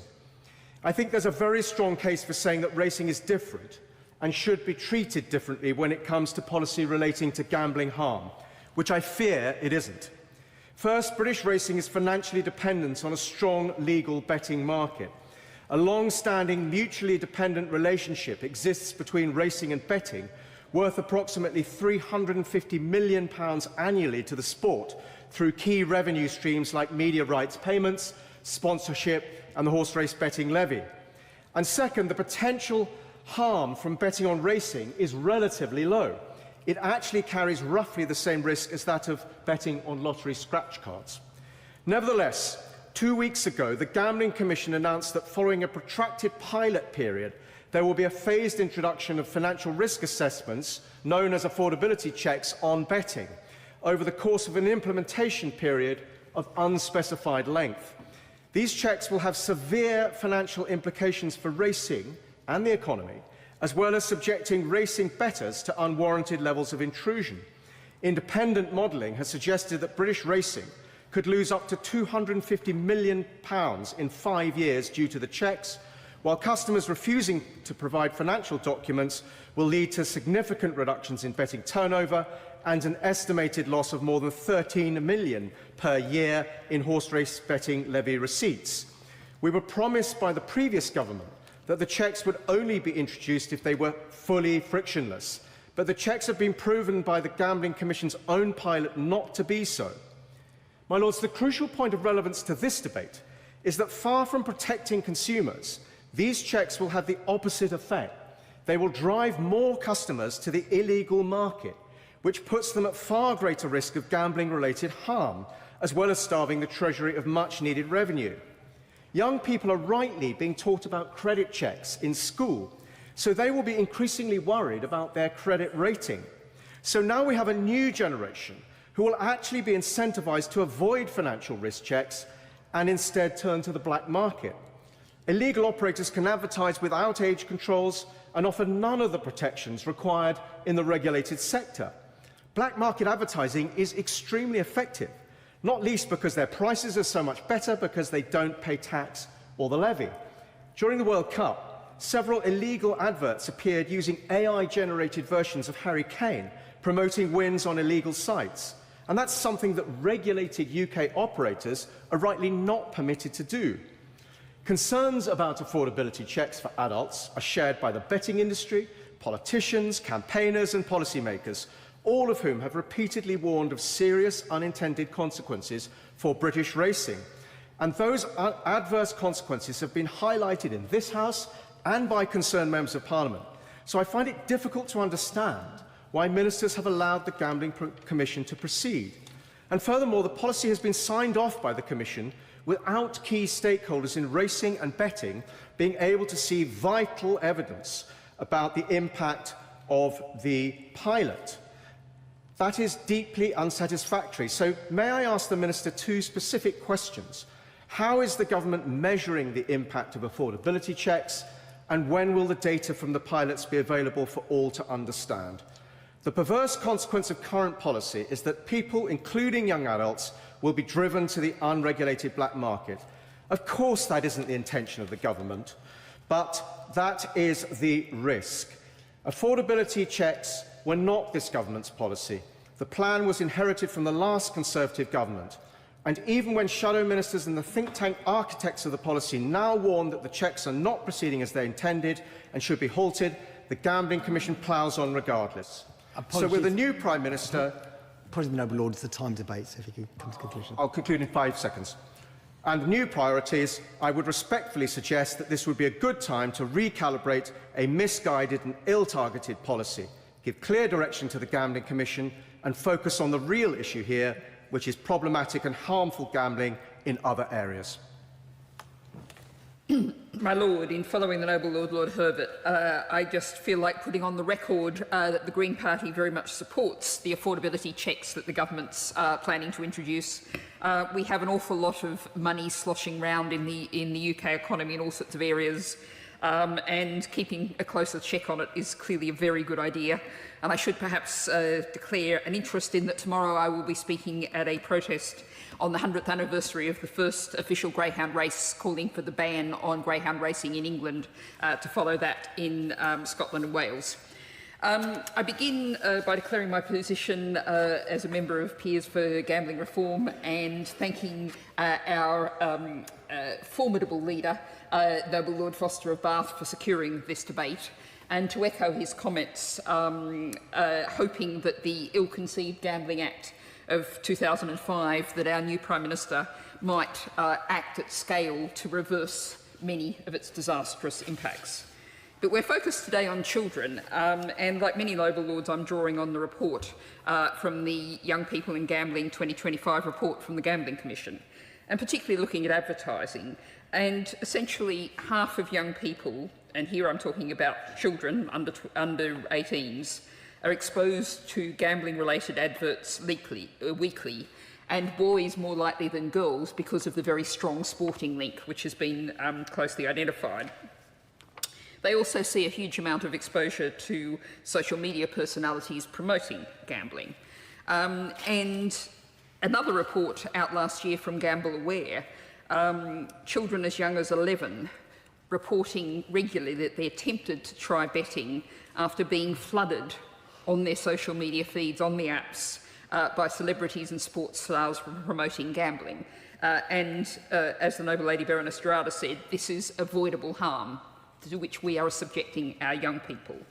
And I want to go to the young people themselves, because that Gamble Aware study found that nearly 4 in 5 children said nobody under the age of 18 should be exposed to gambling adverts. Now, we often hear about how we should listen to the people affected. Let's listen to the young people who are saying, stop exposing us to this, which we know is harmful, and we also know is very seductive. And that's the reality. And on that line, I want to go to something that's absolutely directed at young people. Anyone who's got a young person in their life will probably be aware of Roblox, hugely popular gaming. And I have to credit Sky News here, and particularly reporter Mickey Carroll and colleagues, who've demonstrated again and again how much illegal casinos are advertising on Roblox to children. Now, after that group of journalists did a report in 2024, some of those illegal casinos were actually shut down. Roblox Corporation, with its capitalisation today of $40 billion US, 2,400 staff, shut down some of those casinos.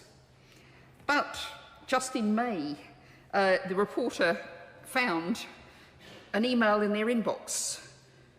Block's Flip is back. This is an illegal casino operating on this children's gaming platform. Emailed her, because she'd signed up to research it, to say it's now back and you can play here. Now, many of these illegal casinos, yes, they have a geo-block. So theoretically, you're not able to access them from the UK. Well, the noble lords in this debate, I'm sure most of them don't need to be reminded about VPNs. But should any of the children happen to not know about VPNs, you can find on all the chat platforms the casino operators helpfully telling anyone how they can get round geo-blocks by using VPNs. Now, I've based that on the research, I've based that on media reports, but I'm going to finally go to the words, a cry from the heart, from a woman who's a mother of 2 children, including a 10-year-old called George, who is autistic and has ADHD. And this ties to the point made by the Noble Lord Foster about the convergence of gambling practices and gaming practices.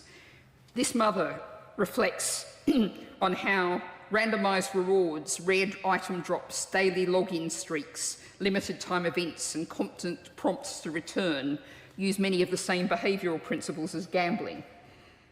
And one final story. I asked Labour Lords to imagine this. There was a reward that was only available if you played on Christmas Day. And this mother talks about Christmas Day being a war zone as in her family as a result of that. My Lords, I commend the noble Baroness Bennett, because I see she's speaking in all 3 debates today. And I too congratulate the Minister on her additional appointment. And I congratulate the noble Lord Foster on securing this debate. He's identified a problem that requires government action. However, action by government alone is not sufficient. My Lords, too much time of our courts is taken up with violence and theft caused by alcohol abuse, drug habits and gambling addiction.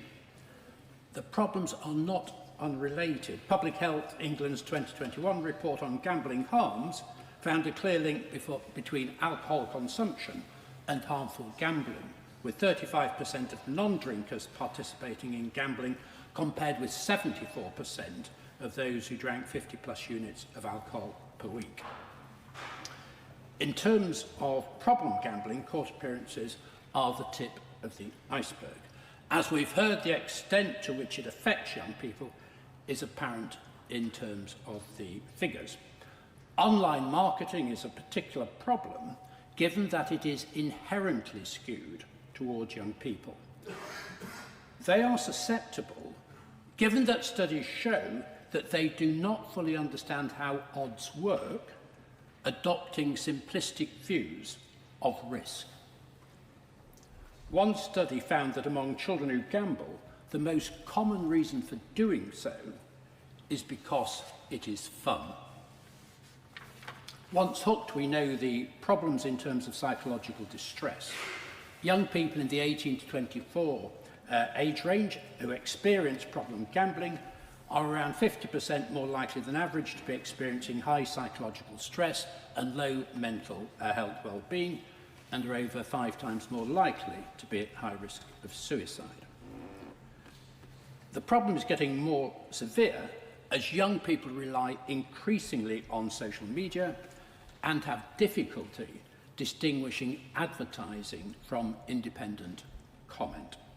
One study found that most 11 to 17-year-olds have seen or heard gambling advertising through online platforms, with such platforms rarely including visible risk warnings or transparent disclosure. I should add I wasn't surprised that one survey found that certain adverts for safer gambling make the viewers want to gamble more. There's a problem especially with unlicensed gambling sites and with influencers, a rather benign term for what are manipulators, who advertise gambling-related content. The problem is not confined to online betting. One study found that of 11 to 15-year-olds who reported gambling, 8% had been to a betting shop. As the briefing paper from the library reveals, of 11 to 17-year-olds who had experienced gambling, more than a third had played arcade gaming machines. My Lords, this is an issue for government. I don't share the government's somewhat rosy view of the robustness of the current statutory and voluntary framework. We need much tougher controls. I concur with the recommendations of the various parliamentary bodies adumbrated in the excellent library briefing. My view is that we need to go further and give more powers to local authorities to regulate casinos, clubs and bookmakers. I appreciate that a task force addressing illegal gambling has been established and that a consultation is underway. However, it will be helpful if the Minister can tell us what is being done to tackle what is known as skins betting. I know the government are aware of the issue, and what plans they have to ensure that gambling ads emphasise the dangers of gambling. Children, as we've heard in particular, need educating as to the dangers. My final but most important question derives from the number of online gaming sites that operate outside of national jurisdiction. As the speech of my noble friend Baroness Ainley showed, action by the UK government is necessary, but it's not sufficient. There needs to be greater cross-border cooperation. Can the Minister update us on what is being done to generate international action to tackle what is a major and growing problem? My Lords, thank my noble friend Lord Foster for bringing this subject in front of us, and it's a difficult one, and we all know why it's a difficult one, because if you are taking money out of somebody's pocket for gambling, it is not there for other subjects, and it can become an addiction and it can destroy their life. If we forget that, we forget really why we're concerned about it. We then have the secondary point, but a very important point, raised by the noble Baroness Ainley, here, the fact that sport is actually potentially threatened and destroyed by the use of gambling coming in and stopping it. The whole essence of sport is threatened. The World Cup could have been made an irrelevance by a betting conspiracy.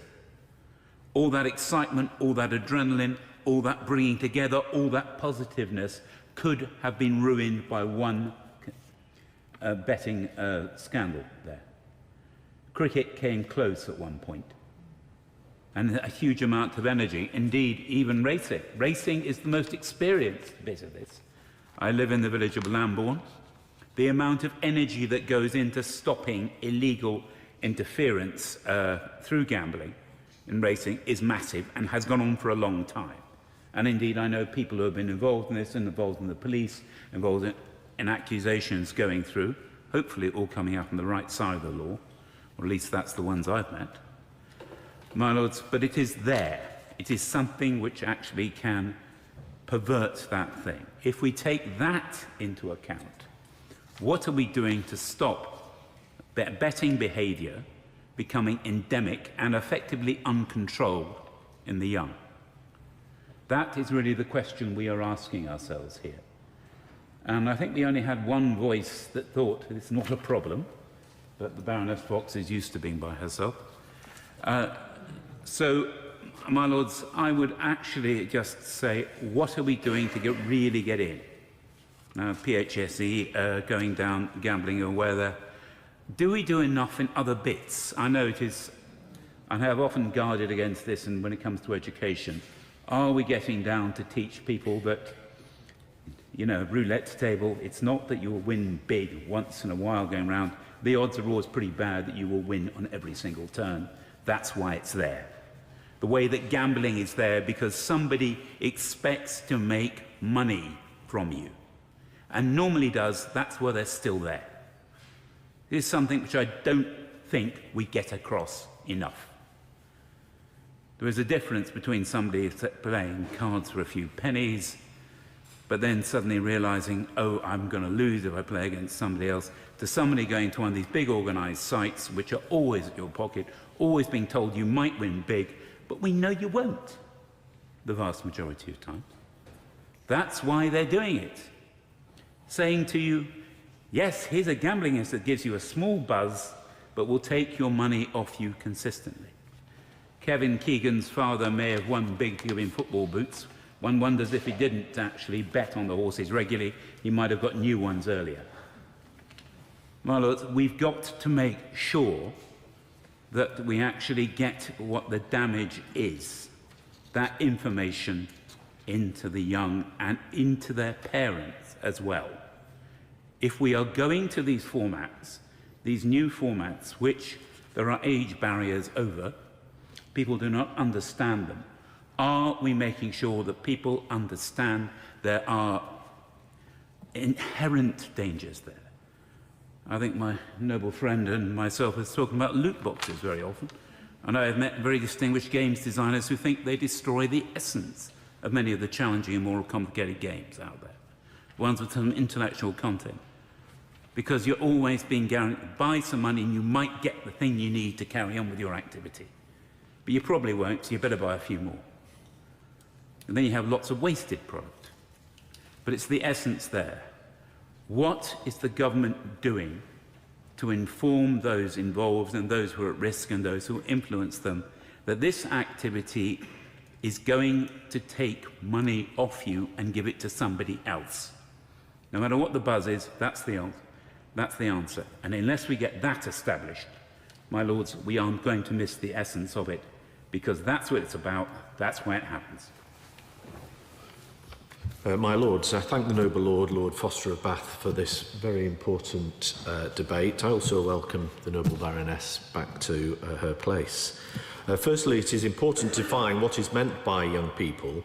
Those under the age of 18 are classed as children. And despite the government's incoherence on this in other policy areas, gambling remains prohibited for children. Those adults aged 18 to 25, on the other hand, are free to, but with additional safeguards such as financial vulnerability checks, deposit limit prompts and other age-targeted restrictions. The previous government was proactive in tackling issues related to gambling. In 2019, a gambling clinic for those aged 13 to 25 was introduced as part of the NHS long-term plan. We published a review of the Gambling Act 2005 in December 2020 to assess whether it provided the right balance. In 2023, the Gambling White Paper sought to strengthen protections for children and young adults significantly, including the statutory levy and stake limits on online slots. That is not to say there are no longer any problems. Over 16% of calls to Game Centre's National Gambling Helpline came from those aged 18 to 25. Technology is constantly evolving and cooperation with the sector is crucial. However, the regulated sector is itself threatened by the illegal gambling market, whose operators can advertise without any of the protections already mentioned in the Lordship's House. According to forecasts from the World Advertising Research Centre, advertising spend by licence operators is expected to decrease by over 9% this year, while spend by unregulated operators is projected to grow by 32%.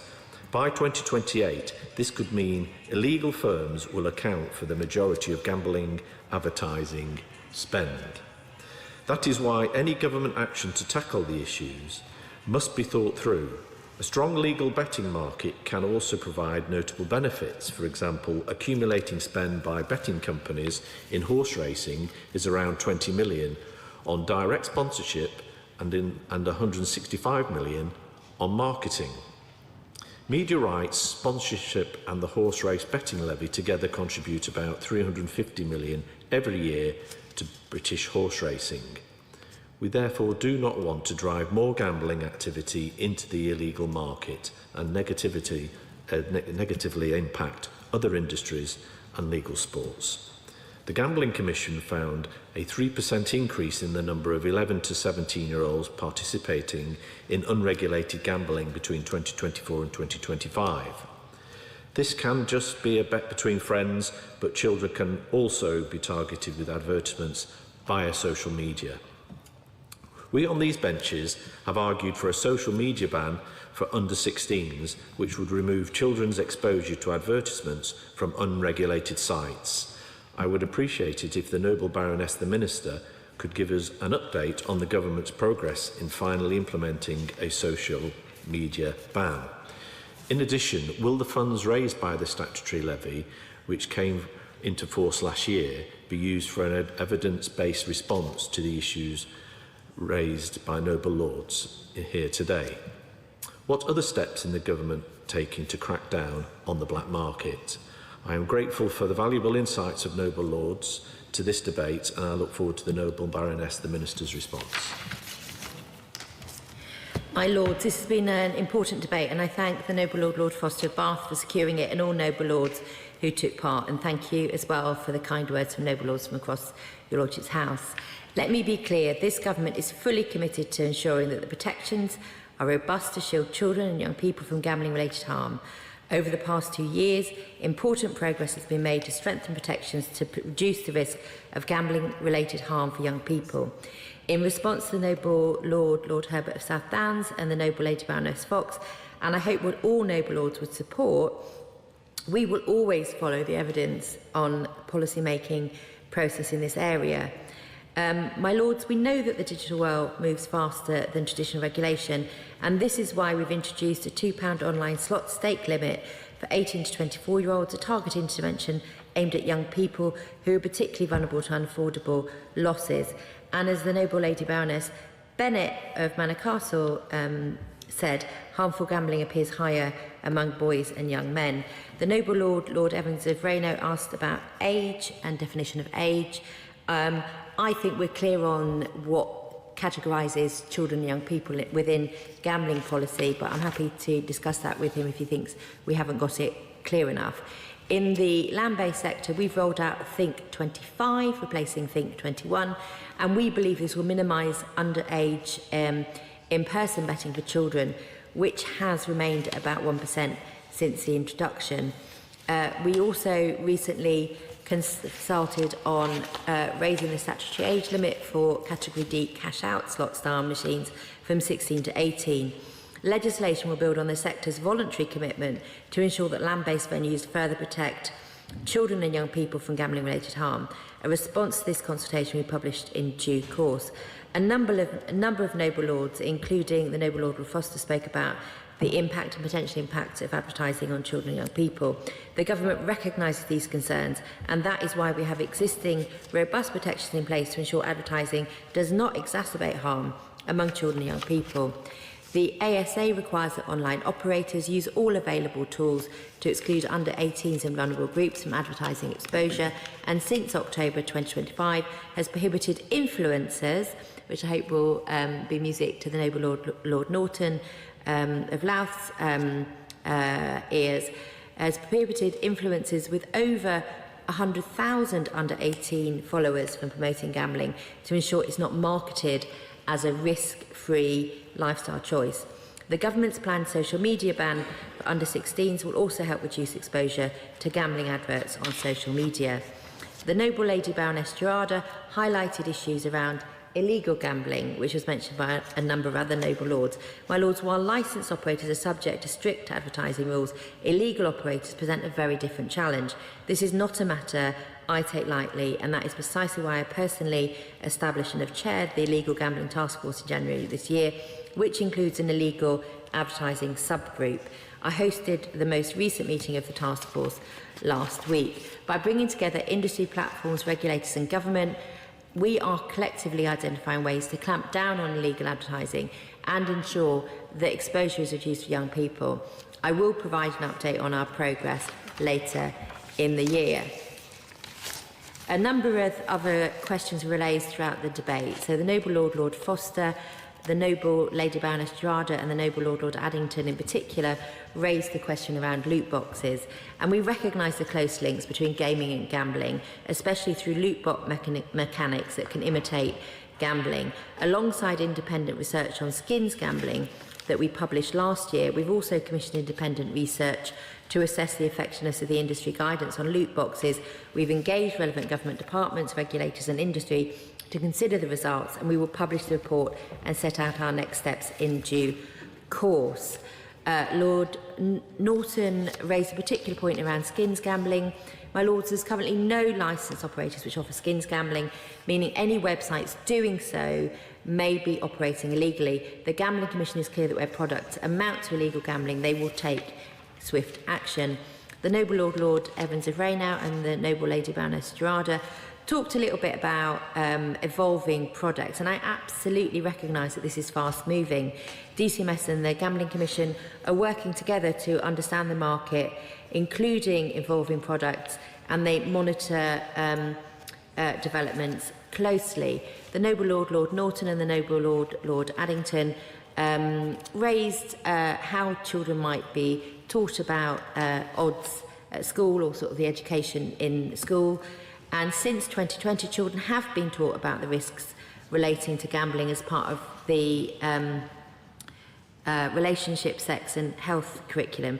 The Gambling Commission also publishes an annual survey on children's exposure to and involvement in all types of gambling to help us monitor gambling-related harm. The noble Lady Baroness Annalie of St John's asked about what progress is made in ratifying the Macklin Convention. I'm delighted to say we are making progress with the ratification of the Macklin Convention on the manipulation of sports competitions. The explanatory memorandum laid by FCDO is undergoing scrutiny in the House with the Lords International Committee. Ratifying the convention will demonstrate UK leadership and our commitment to working with international colleagues to tackle match fixing.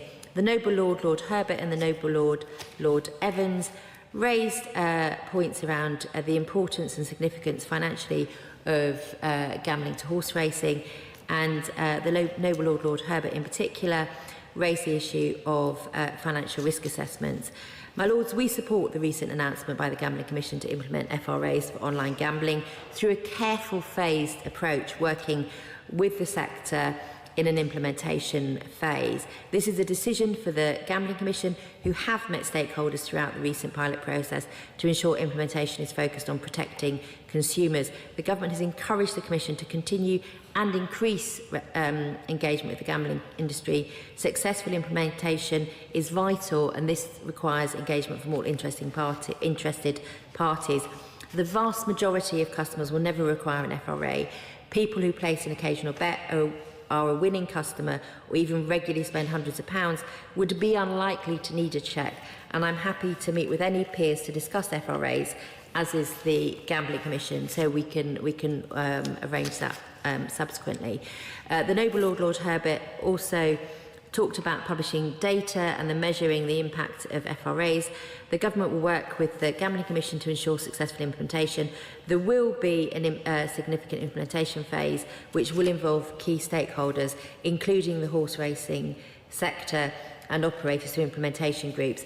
And I will raise the point about what data can be released again with the Gambling Commission, and where they can, we're encouraging them to do so.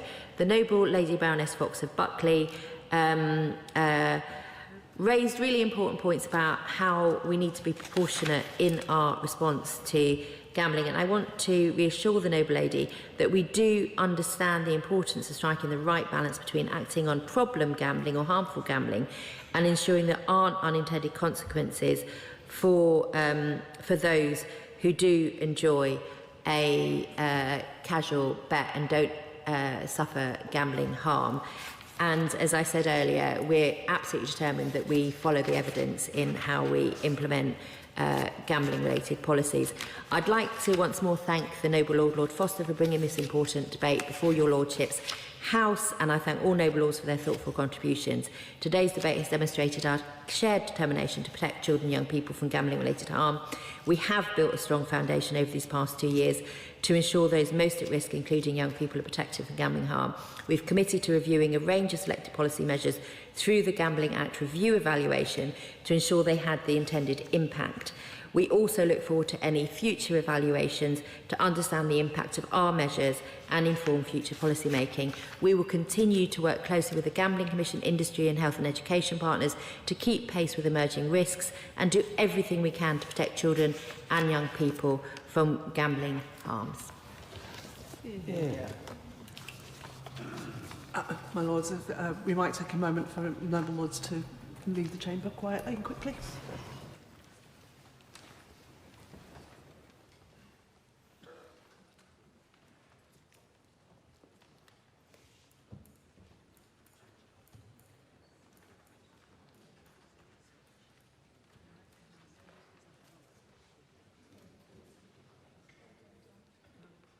Motion for debate. Level 3 qualifications for the creative industries. Baroness Keeley. To open this debate on the important role of current Level 3 qualifications for the creative industries and the potential impact of their replacement with T levels and V levels. While this debate affects the wider creative industries, I will also focus on music education and on the Brit School as case studies to draw out the current strengths and some of the risks of the government's reform proposals. And I would like to thank UK Music and the Musicians Union for their support with the briefing for this debate, and also the Brit School, the University of the Arts London, Rock School, RSL Award, ISM and BPI for briefings. Now at its heart, this debate is about whether replacing large numbers of existing Level 3 qualifications such as extended diplomas and BTEC nationals will improve quality and clarity, or will it reduce choice for learners and remove proven pathways that currently enable many young people to succeed. This issue has been a source of concern across the creative sector and among awarding bodies, including the University of the Arts London, since the reforms to post-16 education were first proposed by the 2019 Conservative government. Those reforms sought to simplify Level 3 qualifications around A-levels and T-levels, and removing public funding from qualifications deemed to overlap with them. However, campaigners argued that this risked removing successful applied qualifications which serve different learners and different purposes. It was therefore right that the Labour government reviewed these reforms in 2024. And my noble friend the Minister, writing about that review in FE Week in September 2024, said, "Where the review identifies the balance of learner and employer needs within a sector requires Level 3 qualifications other than T-levels and A-levels, we will maintain the relevant qualifications.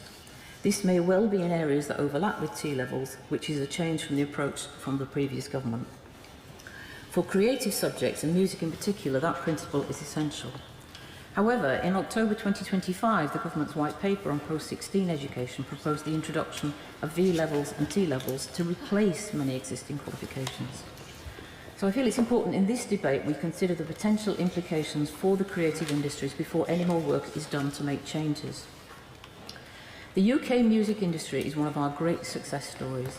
It generates £8 billion a year for the economy, it supports 220,000 jobs across the country and projects British culture around the world.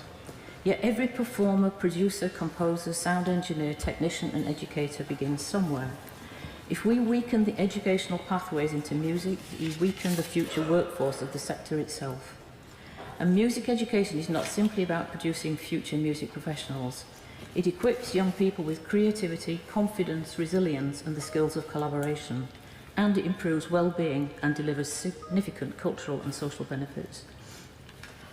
Now, the music industry has concerns about the proposed reforms, and reflecting these concerns, I will argue for 4 specific adjustments to the government's proposals. First, be willing to keep existing successful vocational level 3 qualifications. Second, work with industry and educators to develop larger V levels that meet the needs of the creative industries. Third, consider whether the T-level model can work to address the technical skills needed in the music sector. And work with industry and educators to develop music T-levels that are appropriate for the sector. Fourth, take urgent action to address the decline in A-level music. First, the case for retaining existing level 3 qualifications. At present, V levels are a blank slate. They could become successful qualifications if they build on the strengths of established qualifications. But until that happens, it is vital that successful applied general qualifications, including extended diplomas, remain available. And that's particularly important because the numbers taking vocational music qualifications are growing at a time when GCSE and A-level music entries have been declining. Between 2018 and 2021, the number of pupils taking vocational music qualifications after Key Stage 4 increased by 48%, demonstrating strong demand and significant untapped potential to engage young people in music education. The IFS has argued that the government's post-16 reform proposals are especially likely to affect those groups who benefit most from vocational pathways: students from lower income backgrounds, pupils eligible for free school meals, students with special educational needs, students with disabilities, and those who are not yet ready for T-levels. Now, the Cultural Learning Alliance reports that 54% of schools in the most deprived fifth of local authorities have no GCSE music entrance, compared with 21% in the least deprived fifth.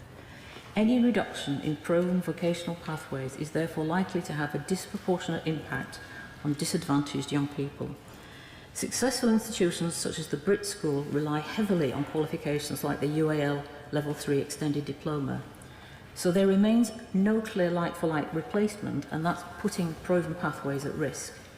Now, the value of these pathways can be seen in the achievement of Brit School alumni, including Amy Winehouse, Ray, Olivia Dean, Jessie J, and Katie Melua. Over 30 years, the Brit School has shown how specialist vocational education can transform opportunity.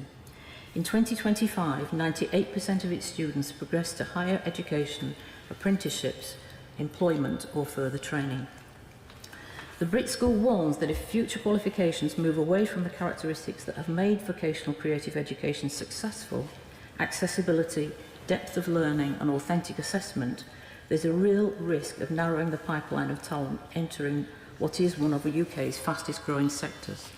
So can my noble friend the Minister therefore clarify if she will look again at retaining current existing creative sector level 3 qualifications? Now, if some existing qualifications are ultimately replaced, it is essential that any replacement can serve the same function. The proposed model of small V levels, equivalent in size to a single A level, is seen as unlikely to equip students sufficiently for further study or skilled employment in music and the performing arts. Progression within music, the performing arts and other creative industries requires learners to build a portfolio of creative, technical and professional skills over time. Applied level 3 programs equivalent to 3A levels are particularly well suited to supporting that progression. The proposed focus on V levels risks dismantling established 2-year programs, including the UAL and RSL extended diplomas, which currently provide successful progression routes into higher education and skilled employment. And in specialist areas like music performance or music technology, there's a fear that learners could be left without a coherent program of study. There are also concerns about whether campuses delivering a broad range of subjects at single V level may lack the specialist facilities such as recording studios, rehearsal spaces, and music technology equipment essential to high quality music performance, composition, and music tech courses.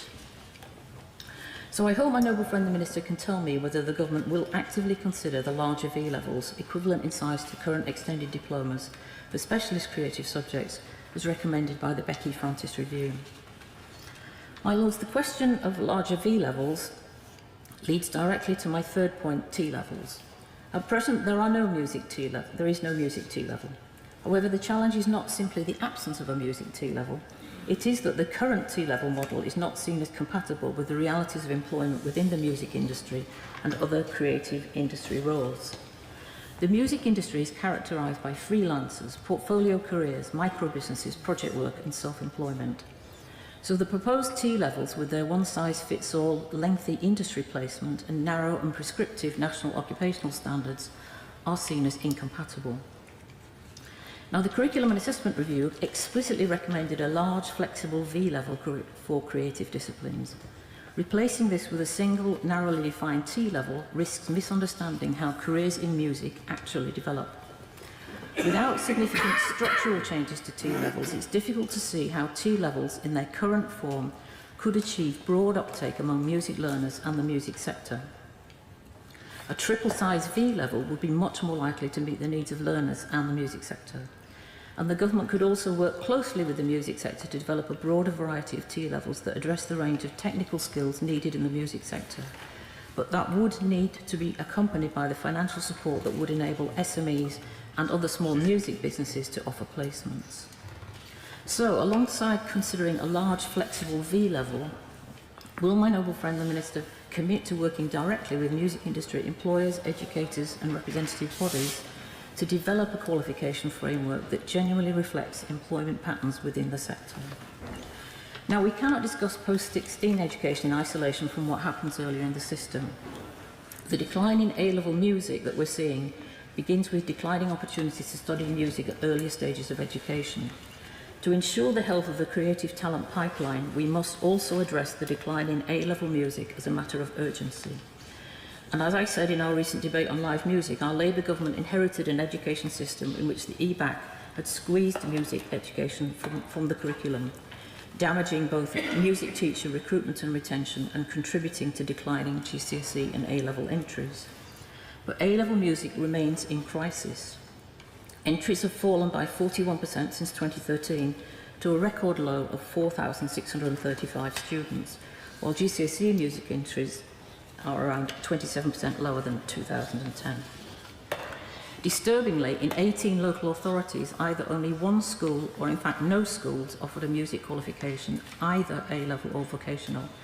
And that declining trend must be reversed if we're serious about protecting the music talent pipeline into universities, conservatoires, orchestras and the wider music industry. Now, the government's planned reforms to EBAC and Progress 8 should help strengthen arts provision and encourage greater uptake. However, reversing the cumulative effects of many years of curriculum narrowing and funding pressures will require additional action, and that should include reforming A-level music in close collaboration with the music sector, broadening the syllabus to reflect the diversity of musical traditions shaping contemporary British music, including black music, completing the current GCSE music review in partnership with the sector, and investing in the music education workforce by improving recruitment and increasing teacher training incentives. Finally, expanding access to music making opportunities in and beyond school for children from lower income families. Because, as I've said, the case for music education extends beyond the needs of the creative industries. Academic research has consistently demonstrated its benefits for cognitive development, the acquisition of adaptive and collaborative skills and mental health. Research by Making Music and the Association of British Orchestras found that most adults who received music education or learned an instrument at school credit it with providing vital skills that have supported their careers regardless of sector. And as we heard on Monday, my noble friend, the Minister, actually did progress with both the piano and the cello, so she'll understand the skills that she acquired. Studies also suggest that pupils who continue learning music throughout school tend to achieve higher academic outcomes than their peers. And public support for music education is strong.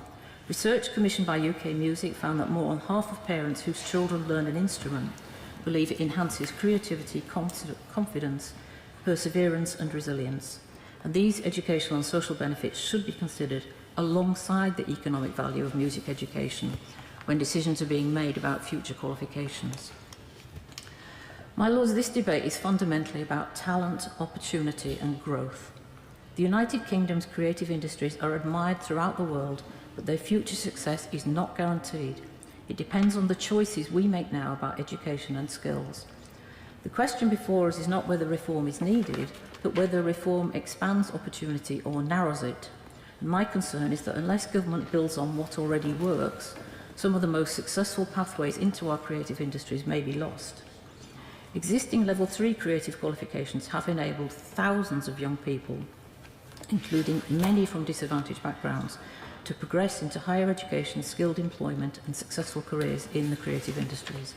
And unless suitable alternatives exist and are shown to work, those pathways should be protected. I do therefore urge the Government to retain successful creative Level 3 qualifications, to work closely with industries and educators on larger V levels and fit-for-purpose T levels in technical music skills, and to take urgent action to reverse the decline in A-level music. If we get this right, we will do more than reform qualifications. We will widen opportunities, strengthen social mobility, secure the talent pipeline for our world-leading creative industries, and ensure that the next generation of musicians, producers, composers, and creative entrepreneurs can fulfil their potential. And that would be good for our young people, it would be good for education, and good for the future prosperity of our country. So I beg to move. Question is that this motion be agreed to. My Lords, I'm grateful to follow Baroness Keeley so early in this debate, and I thank her for securing this subject as something for us to discuss in the Chamber today. And I echo much of what she has already said, which I'll return to in a moment. But may I also take a moment to congratulate the Minister on surviving the reshuffle cull. I've seen on social media how pleased she is to have held on to her role and how much she enjoys it. And may I also say that in principle it's also great to see her on the front bench, because the future success of our creative industries led by the Department of Culture, Media and Sport depends very much on close cooperation with the Department for Education. And it is an interesting point that the music education system that Baroness Keeley spoke of so eloquently is effectively funded out of the Department for Education via the Arts Council, and many of the high-level schemes that support elite arts education, and I'm not embarrassed to use the word elite, such as the Music and Dance Scheme, are also funded by Baroness Smith's department. So it is vital to see this cooperation. And although the Noble Lord, Lord Gove, is often criticised for the EBAC, it was thanks to him when he was Education Secretary that we were able to bring some form of strategy to music education with the creation of music education hubs, a more uniform funding system for local authorities, and a joining up of separate initiatives such as the In Harmony scheme to ensure their success. And may I dwell briefly on the In Harmony scheme, because the In Harmony scheme represents a massive career-enhancing opportunity for the Noble Baroness on the front bench. Because the In Harmony scheme, although inspired by Julian Lloyd-Webber, was implemented by a Labour Culture Secretary known as Andy Burnham. And I visited one of the In Harmony schemes when I was a minister, and it was in West Everton, not unadjacent to a football club supported by a man called Andy Burnham. And I will always remember that visit. It was a very emotional visit because the sheer power of music to inspire children from difficult backgrounds, to inspire their parents and their carers, was a wonder to behold. And I hope that in the next 3 months I will see the Minister and the Prime Minister visiting the In Harmony scheme in West Everton to emphasise the point of the importance of music education, as Baroness Keeley pointed out, not just in creating the musicians of the future, but inspiring many young people with the rigour, the discipline, the sense of responsibility that will really enhance their prospects in many different ways. And it is good to have a former Culture Secretary as our Prime Minister, because the more I debate issues in this place, the more I think not about picking winners, but this is a fantastic country that should be focusing on our natural advantages, and we need a government that will focus and double down on them. And it goes without saying that the creative industries are one of those advantages. Film, television, video games, fashion, and indeed music. And the Noble Baroness mentioned the Brit School. It's a phenomenal institution set up by the record industry, which has itself, perhaps inadvertently, been picking winners from Adele to Olivia Dean throughout its existence. And so it needs, obviously, the continued support for government, but it's important that we understand just how important the creative industries are, not just for our national life, but frankly, for our economy. So, in terms of looking at the future of T levels and V levels for the creative industries, I wonder whether I am wrong in thinking that perhaps they've been put at the back of the queue. The first V levels coming in 2027 are, as I understand it, digital, accounting and child development, very important issues. But creative T levels are only due to arrive in 2029 and creative V levels a year later in 2030. The last carriage is on the train, if you like. So I would be interested to hear from the Minister how the department decided to sequence the introduction of these new qualifications. If it's because they're harder to design, that would be understandable. I also hold some reservations on the evidence so far, and I think Baroness Keeley referred to this in her remarks. A V level carries 360 guided learning hours, but I think the Brit School has said that something like 1,000 guided learning hours are needed. 360 hours is the equivalent of a single A-level. The qualifications being replaced, including the larger BTECs, offer a great deal more, and the government's own consultation response, industry and universities both said 360 hours was not enough to give them confidence. And also, finally, V-level content is tied to occupational standards set by Skills England. That might be a perfectly sensible discipline for accountancy, where an accountant is a recognisable thing. But UK Music put the difficulty well. Creative careers are portfolio careers, and forcing qualifications to align with occupational standards that do not exist risks making them irrelevant to how the industry actually works. In 20 years around this sector, I've met very few people in this sector doing one job. The government have promised to consult on content before these courses launch, and I would like the Minister's assurance that this means the sector helping to co-design them, not merely commenting on a fait accompli. Thank Baroness Keeley for initiating this debate, but I should also like to give a shout out to Level 1 and Level 2 qualifications, because Level 1 may go to an adult who has never gained a national qualification, and the boost to confidence about learning and the sense of achievement can be life-changing. Level 1 may well lead for somebody to go on to Level 2 and even 3 from someone who may have written themselves off as dim and useless until national recognition, even to a very lowly level, encouraged and incentivised them. But Level 3 is evidence of someone who has the skills and knowledge to operate on their own in their chosen field. Now, my lords, creative skills used to be validated and awarded by City and Guilds, where I worked for 20 years, initially on hairdressing, wig making and beauty therapy. One can be quite versatile in this life, I find, and allied skills. In all those areas, it was possible to go all the way to fellowship at Level 7. I then moved on to look after the senior awards, Levels 4 to 7, with post-nominal letters and gowns and hoods to indicate their parity with university degrees. Sadly, City and Guilds has been betrayed by the then Chairman, Chief Executive and Finance Officer, who managed to bypass the Trustees, Council and President, the Princess Royal, of this long-standing Royal Charter charity founded by the City of London and livery companies in 1878 and highly regarded around the world for the quality and standards of its work-based qualifications, because they sold the awarding part to a foreign-owned commercial company, PeopleSearch.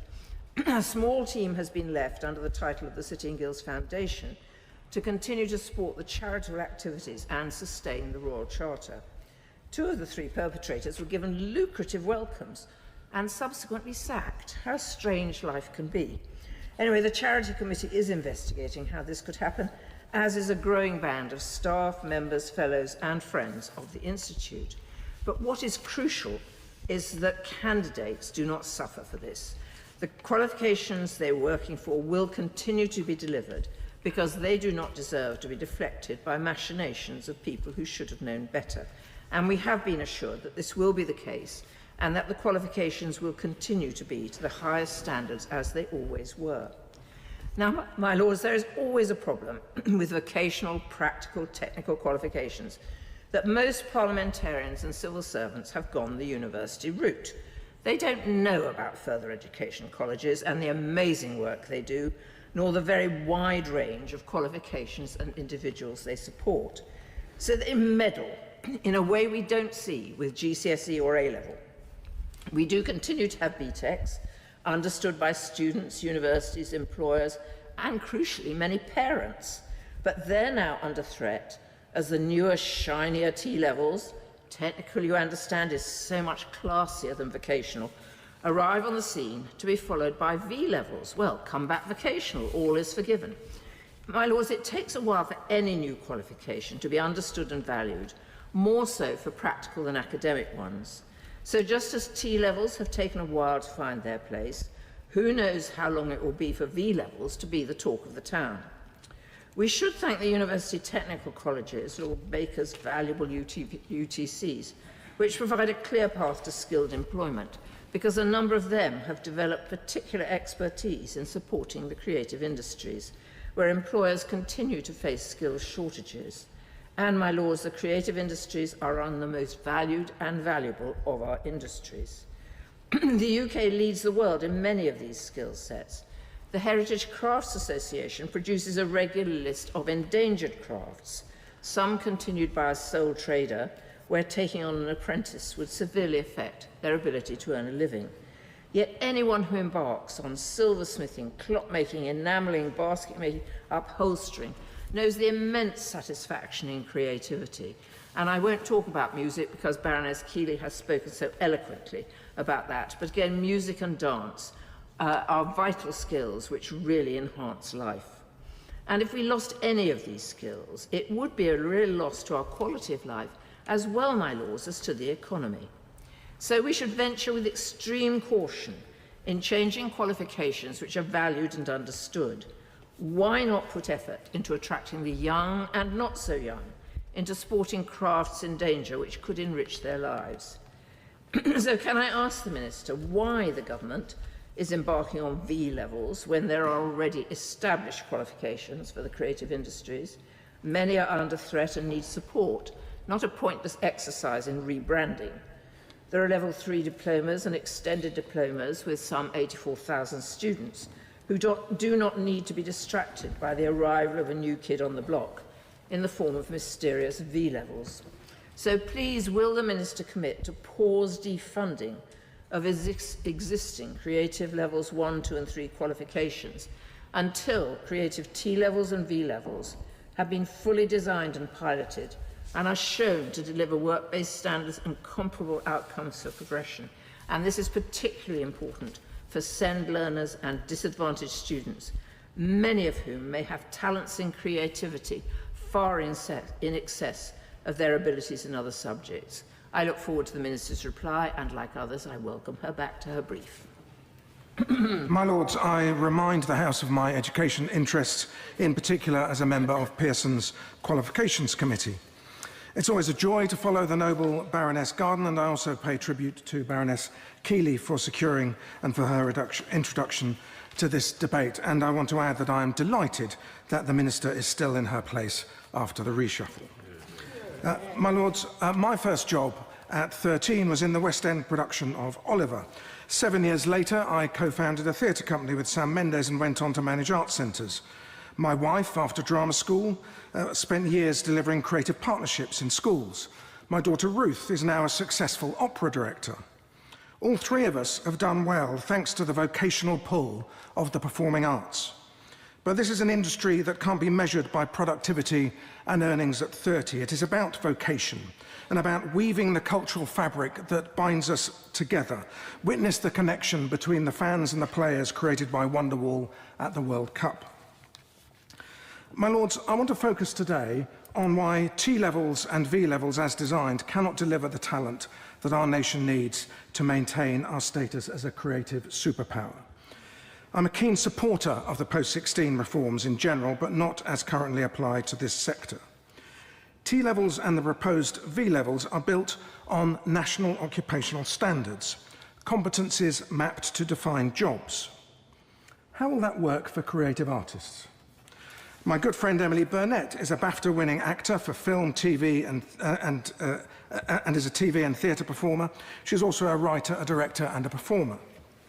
Steve McQueen is a Turner Prize winner for video installation, has been shown at the Tate and the Serpentine, and won an Oscar for the film 12 Years a Slave. One career moving fluidly between fine art, documentary, and narrative film. No single occupational standard could describe these trajectories, let alone train for them. Whilst the creative arts require technical skills, they also need aptitude, fluidity, and inspiration. They're more than the sum of their constituent skills.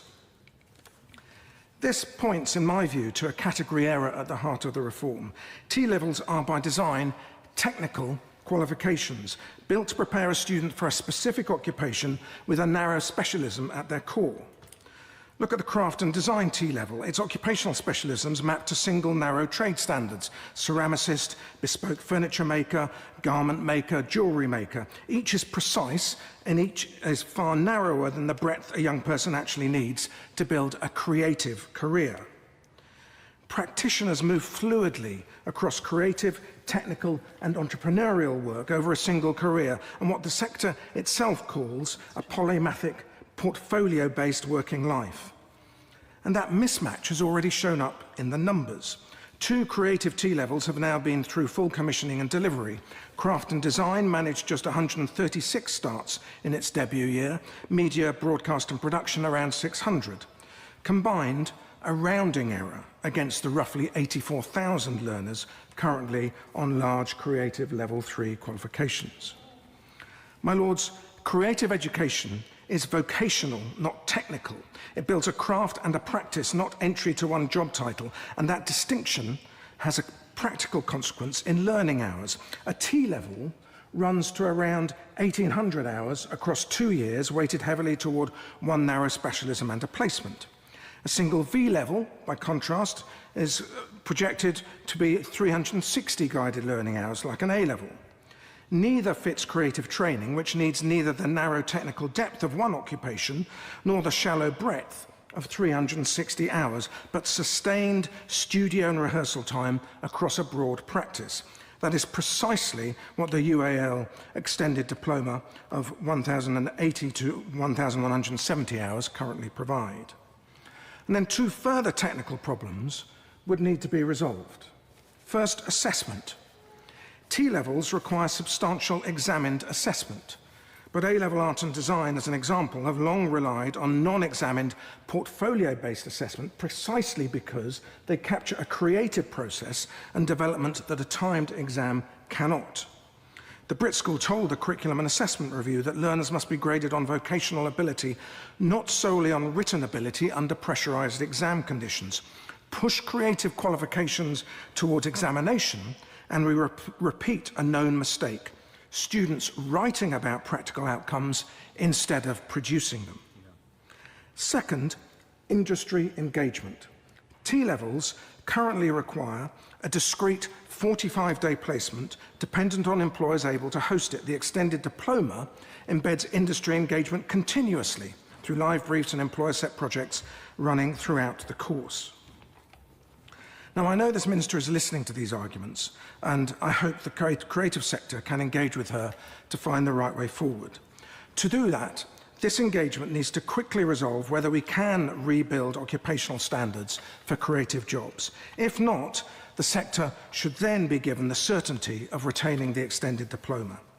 This existing qualification already delivers the right hours, the right assessment, continuous industry engagement, and with progression into higher education that nearly 3/4 of the creative workforce holds.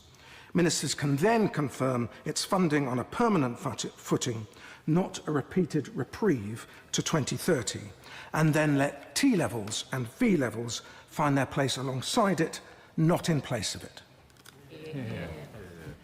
My Lords, I thank my noble friend Baroness Keeley for introducing this debate in such a thoughtful and compelling way, and I'm delighted to follow my noble friend Lord Knight.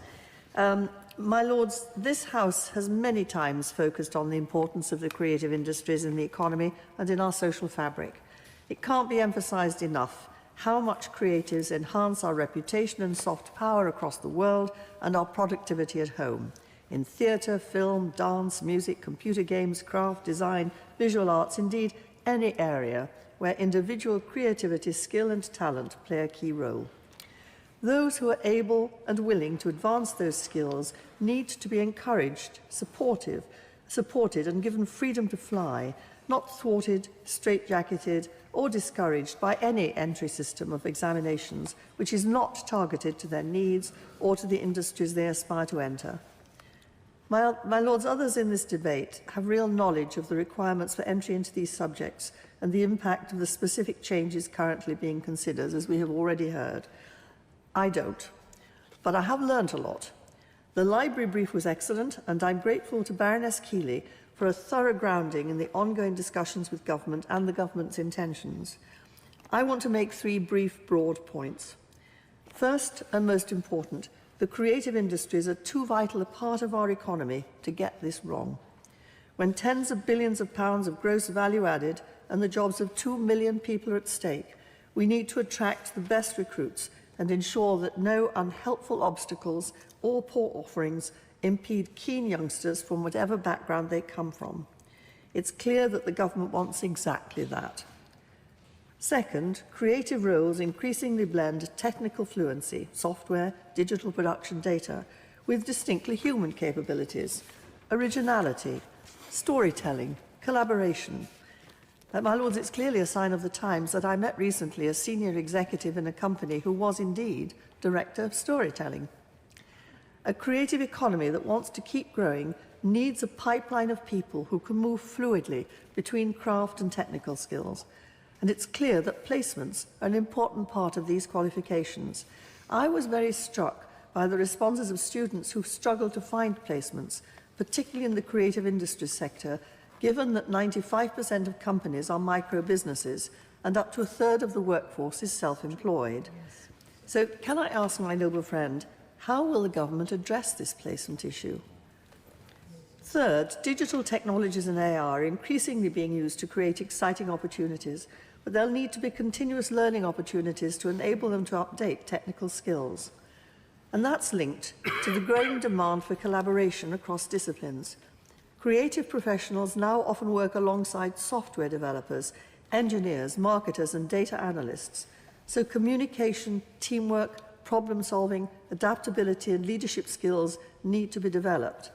And I think anybody who's seen the film The Odyssey and been through what must be at least 5 minutes of acknowledgements at the end of the film for all that the crafts and skills involved, I think would echo that.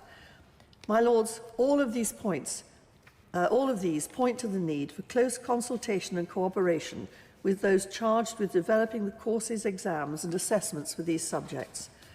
It's clear that providers want to work with the government to get this right, but it's also clear they have significant concerns. Many students who thrive on coursework-based learning may find the structure of T-levels less accessible.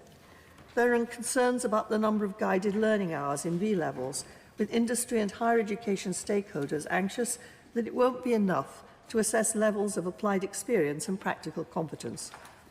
UK Music has argued that national occupational standards are not appropriate for creative careers.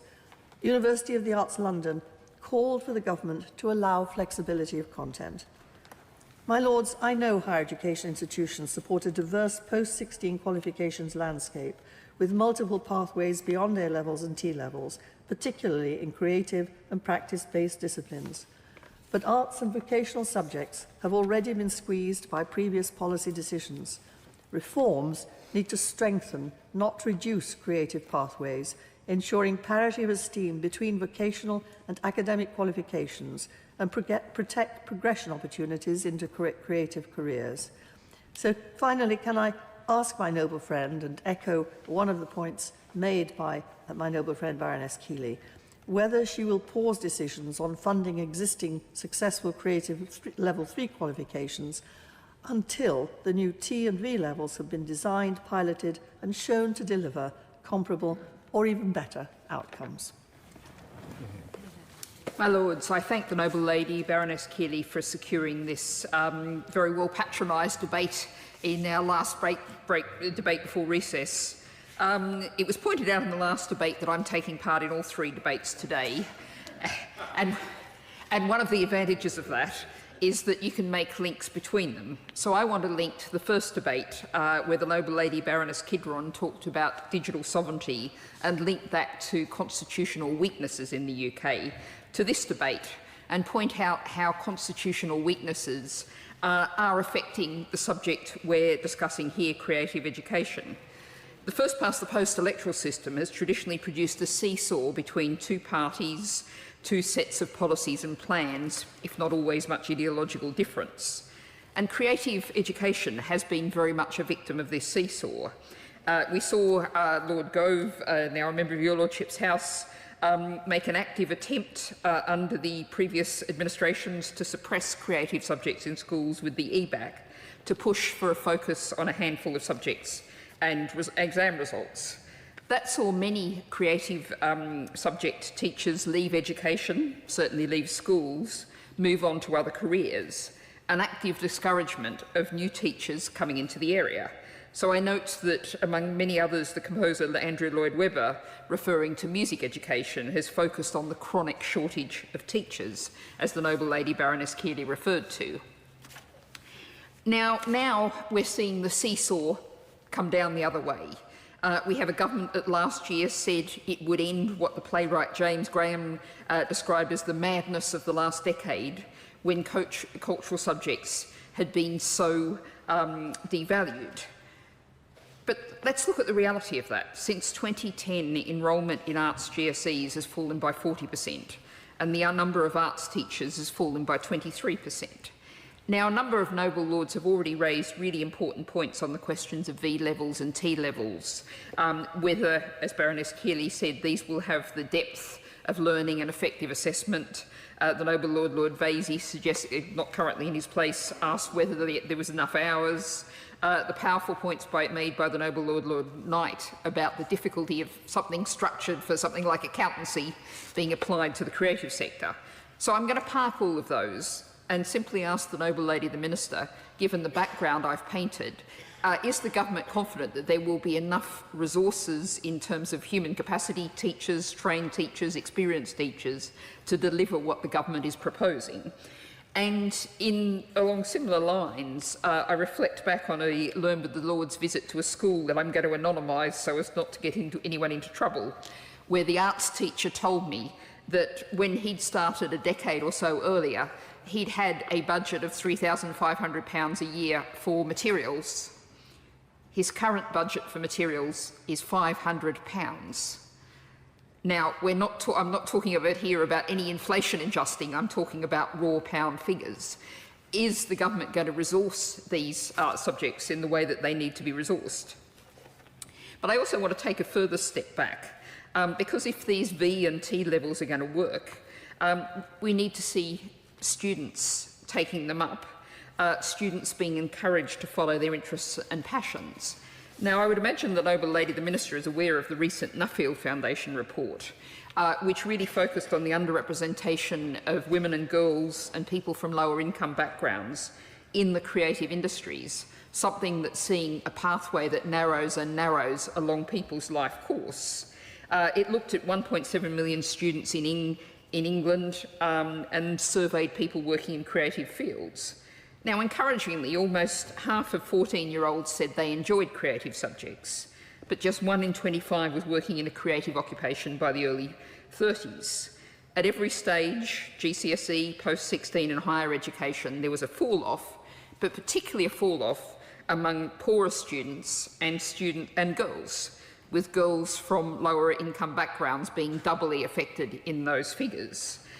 So if we're going to ensure that we have a real flow of the students, the range of students we want to have into these V&T levels, what's the government going to do to ensure that happens? Two final brief points.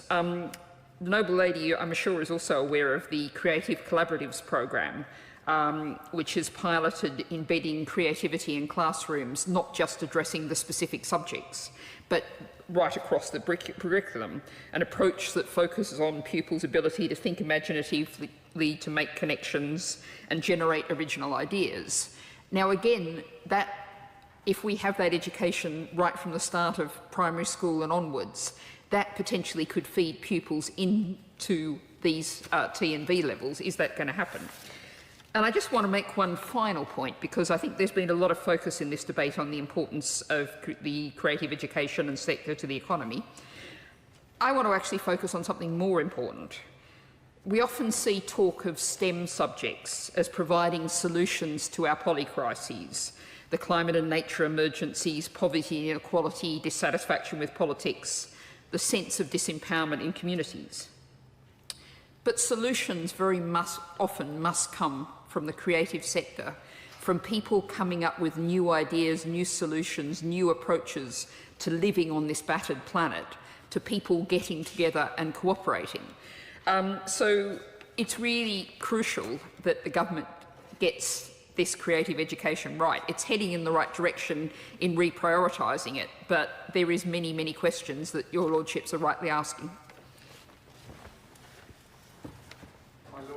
Grateful to the my noble friend Baroness Keeley for initiating this really important debate on the future of post-16 creative education, an area that's often neglected when we focus often on universities. The Cinderella sector, as has been noted by many, many people before me. I declare an interest as the Chair of Governors of the University of the Arts London.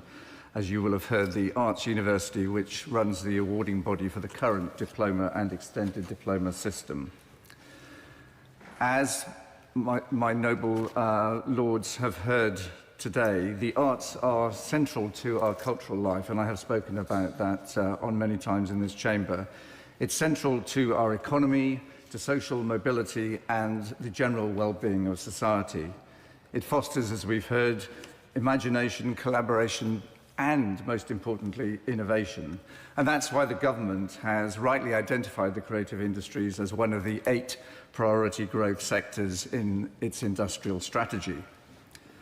Yet since 2010, the number of pupils taking GCSE creative subjects, as we have just heard from the noble Baroness Bennett, has fallen by 40%, and the number of specialist arts teachers in state schools has fallen dramatically too.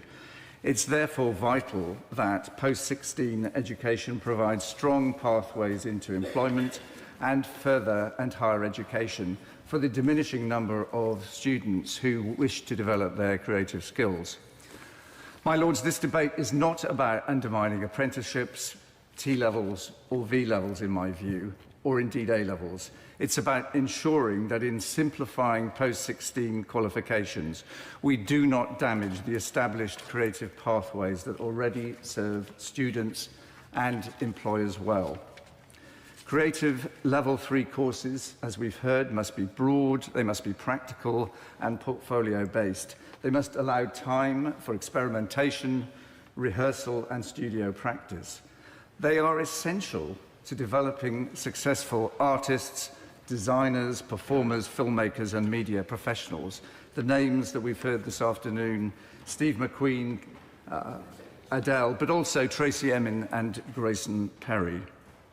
We also need the creative industries to draw on talent from every background. Existing qualifications provide opportunities for disadvantaged students, young people with SEND, and those at risk of becoming NEET. Together with A-levels and foundation courses, they are important routes into the workplace and in higher education.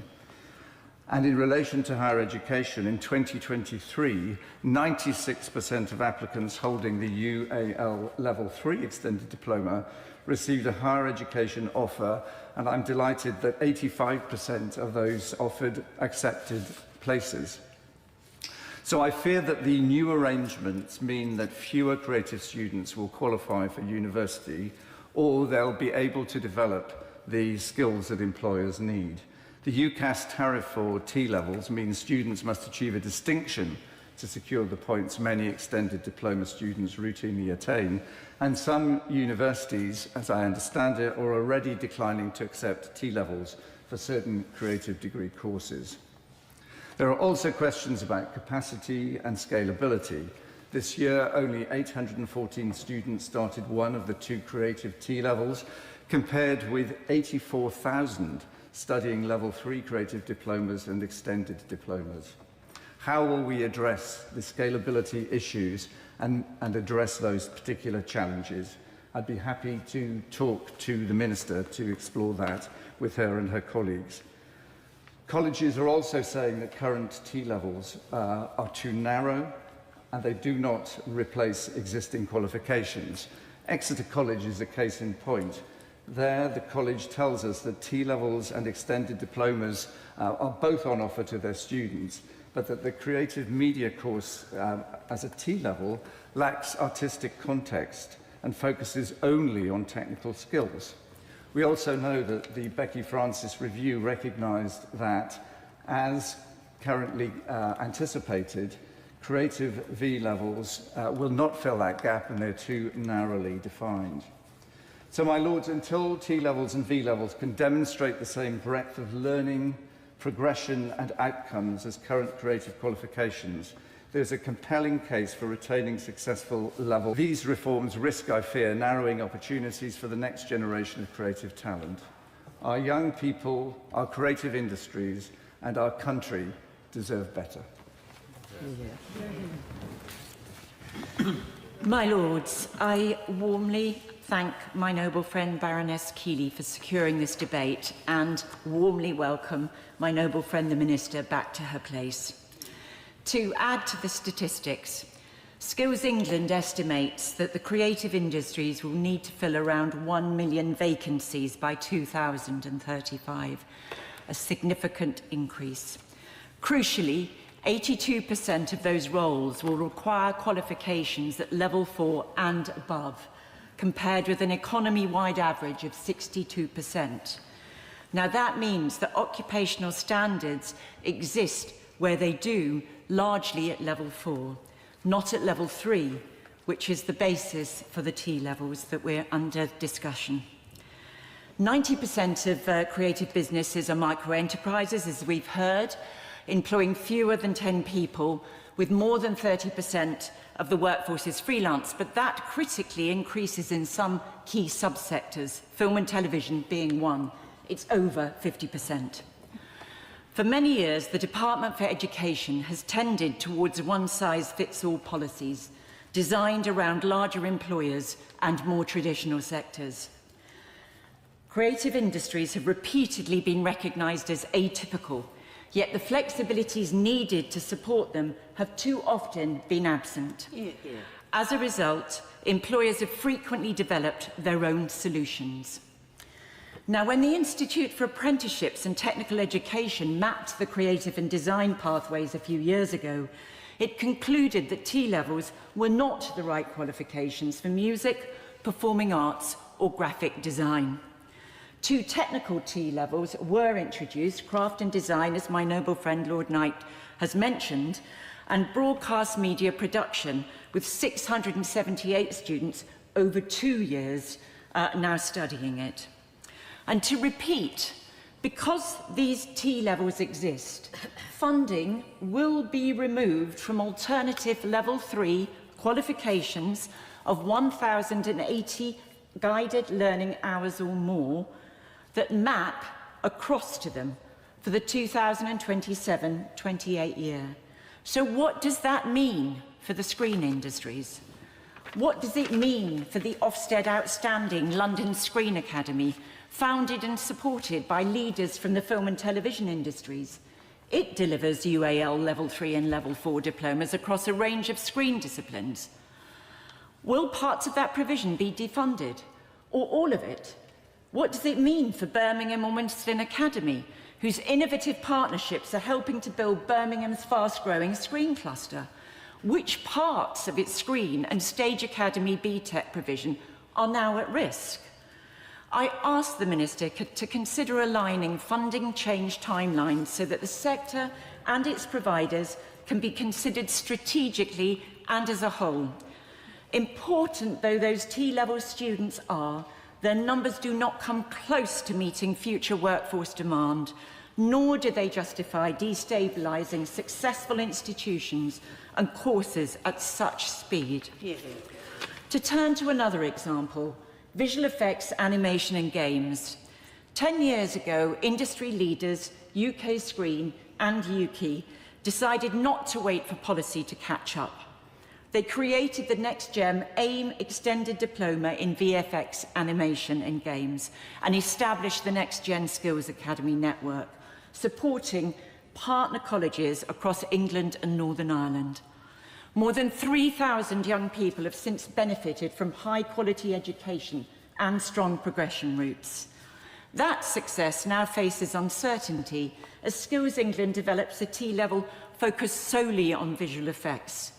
UK Screen is clear that industry needs a broader qualification in computer-generated screen content, one that reflects the reality of modern production, is viable for colleges to deliver at scale, and supports progression and opportunities for young people into adjacent sectors. In addition, work placements. They are an issue in terms of finding them in industries that are populated by small companies, but also are an issue in terms of the nations and regions of the UK. The main cluster of these industries is based in London and the South East. For people and young people to have opportunities elsewhere requires different forms of accessing them to experience. If not, we face a catch-22. Creative investment will not go to areas largely deprived, rural, coastal, where skills provision doesn't already exist, and skills provision cannot exist unless there are employers locally to supply the placements. It is a catch-22.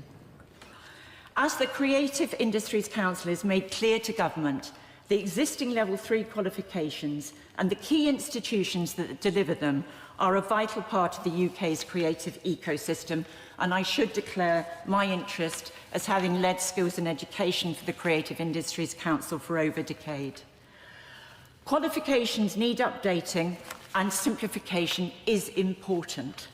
But a simplification-first approach risks destabilising successful provision and limiting opportunity.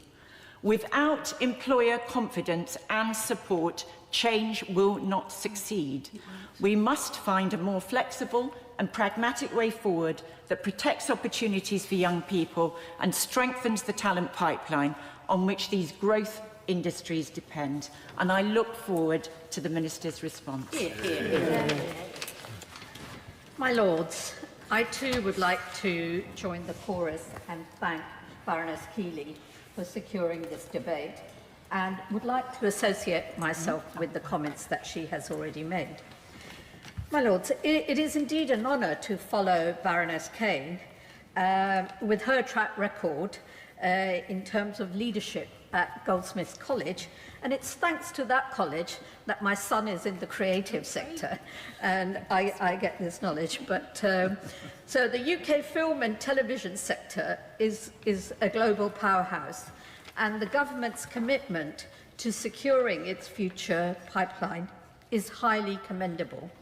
The Department for Education's constructive approach in its recent post-16 level 3 pathways consultation response is to be welcomed, because by proposing a phased route-by-route transition over the next 4 years and introducing alternative V levels, the government has shown it is listening to the education sector and trying to simplify a complex qualification landscape. However, As the DofE moves towards publishing its upcoming implementation plans, we must ensure that the unique project-based reality of the British film industry is fully integrated. The film and media sector does not operate like the traditional corporate environment, as I understand from my son and his friends. It thrives on collaborative, deeply immersive and fluid craft skills that cannot easily be retrofitted into standard technical boxes. Our current level 3 landscapes, specifically large-scale qualifications like the diploma in creative media production, succeeds because it provides the immense studio hours, creative freedom needed to write, shoot, edit and produce a film portfolio. So as we look to the newly designed T-levels and single A-level sized V-levels, a dialogue between government and industry experts, I believe, is really vital to address some of the structural challenges around recognizing that film and high-end TV productions are overwhelmingly staffed by short-term freelancers and micro-businesses operating on project-by-project basis. And as it's already been stated, finding thousands of structured, mandatory 45-day T-level industry placements within this highly transient ecosystem is a massive logistical challenge for colleges. Leading sector bodies and your Lordship has today have expressed concerns that the standardised 360-degree guided learning hours proposed for V-levels may not provide the deep, practical immersion required for technical film crafts. A student cannot master cinematography or advanced visual effects as a minor part-time component of a broader curriculum. And we've already heard a lot of concern expressed here about the Department of Education's decision to list Level 3 Extended Diploma in Creative Media for defunding because of the overlap with the T-levels. This risks, as we've heard, dismantling a highly valued industry-approved talent engine before the new 2029 and 2030 creative qualifications are fully mature. And like other noble lords, I would also like to mention the success of the Brit School and the education that they provide for many children with SEND, and the success they've had in placing them in full-time work. So the government's recent updates allowing for placement flexibility, such as utilising group projects, remote elements or multiple employers, show an excellent willingness to adapt. We now need to build on that flexibility to co-design a framework that protects our world-class film sector. To help strengthen this transition and support the Department's Ambition Skills agenda, I have a couple of questions to the Minister, but first may I congratulate my noble friend on her reappointment. So my question, given that the film and television workforce is overwhelmingly composed of freelance crews and temporary project-based productions, how can the department work alongside Screen Skills and major UK studios to design a bespoke, flexible placement model that works for independent film sets without placing an unmanageable bureaucratic burden on independent producers? Secondly, while I welcome the introduction of V-levels to provide vital vocational choices alongside A-levels, many universities and film colleges worry that the standard 360-hour model lacks the practical studio depth of current extended diplomas. Will the government collaborate with creative awarding bodies to approve larger double or triple weighted qualification sizes, specifically for technical film, media and production pathways.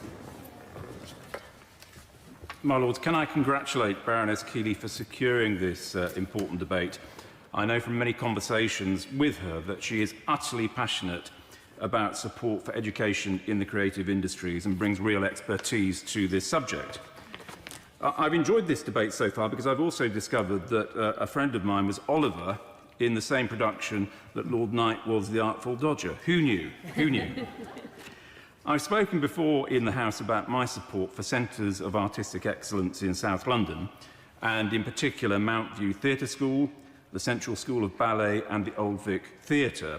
And I should declare my interest as a member of the President's Circle at Central and a trustee at the Old Vic. And I want to thank my noble friend, the Minister, for the wonderful visit which we paid to the Central Ballet School a few weeks ago, where we both saw brilliant classical ballet teaching in action. We didn't dance, but we saw the students.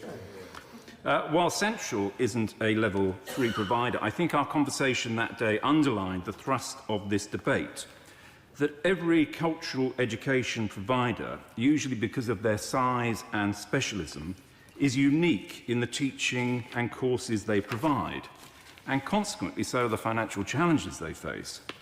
But one size rarely fits all in the cultural sector, especially in teaching and qualifications. At Mount View, those students who don't have level 3 qualifications can enrol for their foundation or certificate of higher education courses. They're intensive, they're popular, and they work, meeting the needs of those students who then move on to degree courses. Now, my Lords, we all know the importance of the cultural industries to the UK economy. Last year contributing over £145 billion in gross value added, and growing at an incredible rate of nearly 5% per year. If only the rest of the economy was matching that growth. And my Lords, this is especially true in London. Only today, the Times reports that the capital's cultural pull is increasingly visible in the booming film and television industry. Netflix, Amazon Prime Video and Disney are expanding their British operations, while Pinewood and Shinfield Studios are operating at capacity. Film London estimates that £9.5 billion will be invested in production across the wider capital area in the next 5 years. And citing the Hollywood Reporter, the article said that London has become more Hollywood than Hollywood, driven by generous tax incentives, premier infrastructure, and here's the important point, a deep pool of creative talent. My Lords, this is all great news, but it makes it even more important that our approach to future creative talent is not undermined by complacency. So we need to listen to the University of the Arts, as my noble friend Lord Isaac said, and the Brit School, who say that large vocational qualifications do not narrow opportunity, but instead unlock multiple successful pathways, including higher education, further training and employment. If I might paraphrase, leave it alone, it works. As others have observed, courses which open doors by their flexibility and inclusion increase social mobility. Now, my Lords, this government and this House have many members with a deep-rooted commitment to and love of the arts and culture. So I hope that my noble friend, the Minister, is able to give us some cause for optimism today. This is a week of hope and change. I hope that there will be a change in the government's approach to this subject. And I ask my noble friend, the Minister, quite simply, will this debate have an impact?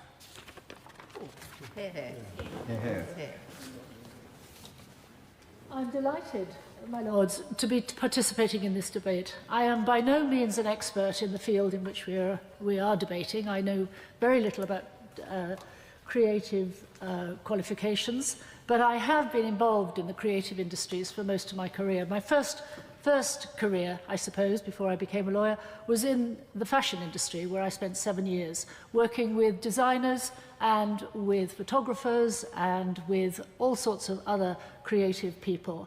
And I am currently, and I declare an interest, I'm concurrently back in the fashion industry and have been for the last 10 years as a director of Inditex, otherwise known as Zara. And furthermore, I declare an interest in this specific area as a trustee of the Conran Foundation, having been a member of the board of the Design Museum for very many years as well. The United Kingdom has enjoyed for a very long time the reputation as being one of the greatest creative economies in the world. And yet we too often discuss it as though it was simply a matter of cultural interest rather than a strategic national asset. The facts tell a different story. Our creative industries now contribute almost 126 billion to the economy.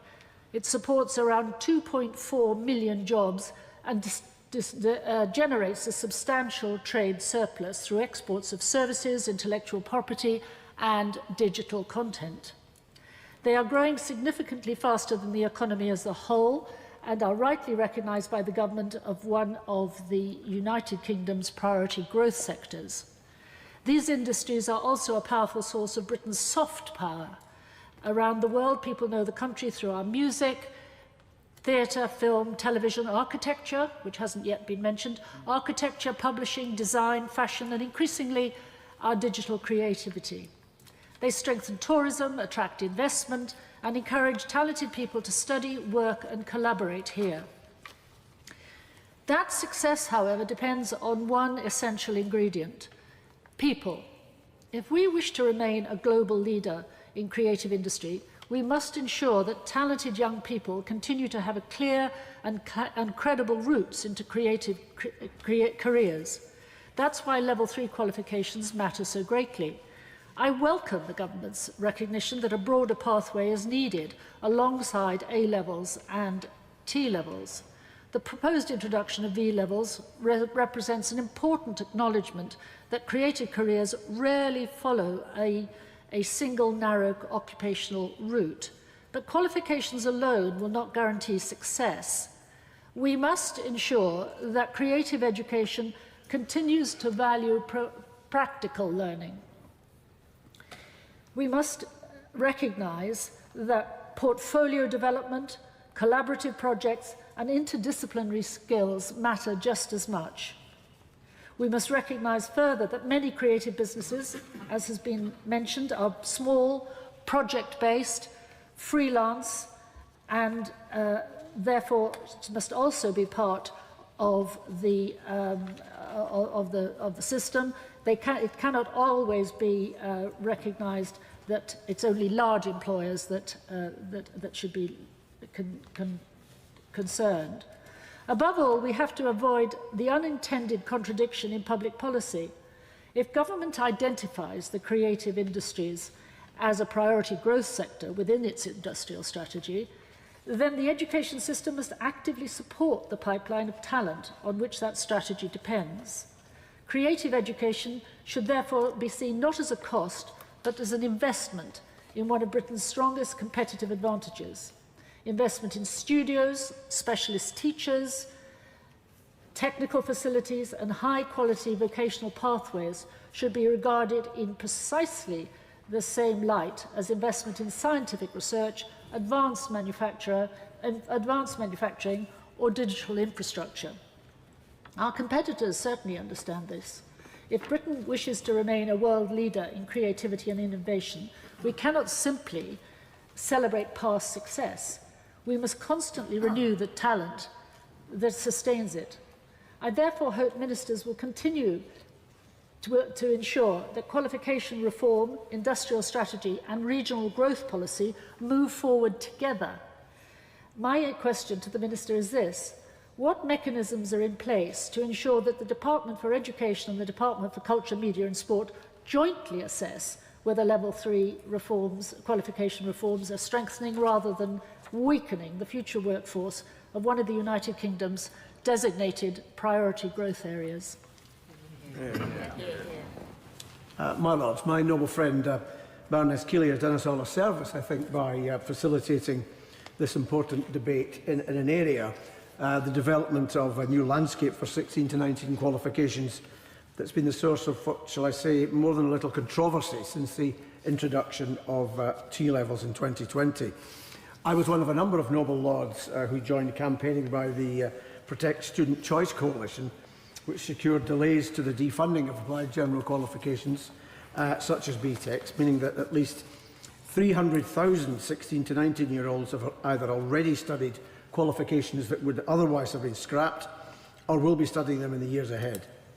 Retaining AGQs has enabled many of these young people to progress to higher education and or skilled employment, a journey that would otherwise have been out of reach, and it's avoided a creation of a qualifications gap that tens of thousands of students would have fallen through. And the announcement in March by my noble friend the Minister, whom I'm delighted will be continuing in her post, announcement of a stay of execution for popular courses while alternatives are developed, was most welcome. That said, the problematic nature of the package of reforms to 16 to 19 education does, I believe, go beyond the timetable. And the most important of these is the replacement of numerous existing diplomas with V-levels, which are being designed as A-level size equivalents. The first 3 V-levels will begin next September, and one of the causes of concern is the speed with which they will be introduced, and I would urge that the lessons of T-levels should be noted. Now, T-levels are well-intentioned. I've always said that I want them to succeed, but their combination of tight specialism and level of difficulty, as other noble lords have mentioned, means there are many young people for whom they're simply not the right choice, and they've not yet become established. Indeed, in the 6th academic year, that's the one that's just finished, only 27,000 students began a T-level. And part of the problem with T-levels is that they're not widely enough understood and still struggle to gain recognition. The same, my noble lords, must not be allowed to happen with V-levels. In the creative sector, T-levels remain tiny in scale, and providers say they cannot grow to replace the existing provision. Now, the UK Screen Alliance represents companies in animation, visual effects and video game sectors, which together contribute more than £10 billion to the UK economy and employ almost 50,000 highly skilled people. And they're among Britain's most productive industries and are repeatedly identified by government as growth priorities. But at the moment, the future of the sector's skills pipeline is threatened by the government's determination to impose, possibly the phrase of the afternoon, a one-size-fits-all approach, which is quite unsuited to the creative sector. And as my noble friend Baroness Kane has said, more than a decade ago, employers in those industries recognised that the education system was simply not producing enough young people with the right mix of creativity, technical ability, mathematics and digital skills. So, being creative people, they created their own pipeline. And in the 10 years since the Level 3 qualification, the AIM Extended Diploma, was introduced, more than 3,000 students have completed the programme, with nearly 3/4 of these young people progressing into higher education, with others moving into apprenticeships and employment. The students tackle live industry briefs, they receive feedback from professionals, visit studios and showcase their work to leading companies. And this is employer engagement at its best. Yet despite its success, the qualification faces defunding because it doesn't fit neatly within the architecture of T-levels and occupational standards. As other noble lords have highlighted, T-levels involve industry placements which rarely work in the creative industries. And for colleges in rural, coastal or disadvantaged areas, mandatory placements can become an impossible barrier, even after recent announcements on placement flexibilities. Now, my noble Lord, Lord Knight, still I should say an artful dodger after all these years, spoke of the use of portfolios in assessments. Creative players don't recruit on this basis of exam performance alone, of course. They use portfolios, collaboration and demonstrated ability. And the sector's own qualifications reflect that reality through continuous assessment and group project-based learning. It nurtures talent in a way that reflects how creative work actually happens. The AIM diploma is a success, and yet it faces defunding in 2029. I have to ask, where is the sense in that? As the University of the Arts London awarding body has said, the DFE should not introduce exams, prescribed controlled conditions or prescribed content into creative subjects by default. Larger, scalable and successful qualifications that already contribute to the creative industries should be retained. And I would suggest that the DFE should listen to creative industry employers more, because employer engagement and buy-in will be key to the ultimate success in T-levels, in any sector it should be said. I also want to say something about a study and skills option that only one other Nobel Lord has mentioned so far today, and that was the Nobel Baroness Garden, and that's university technical colleges.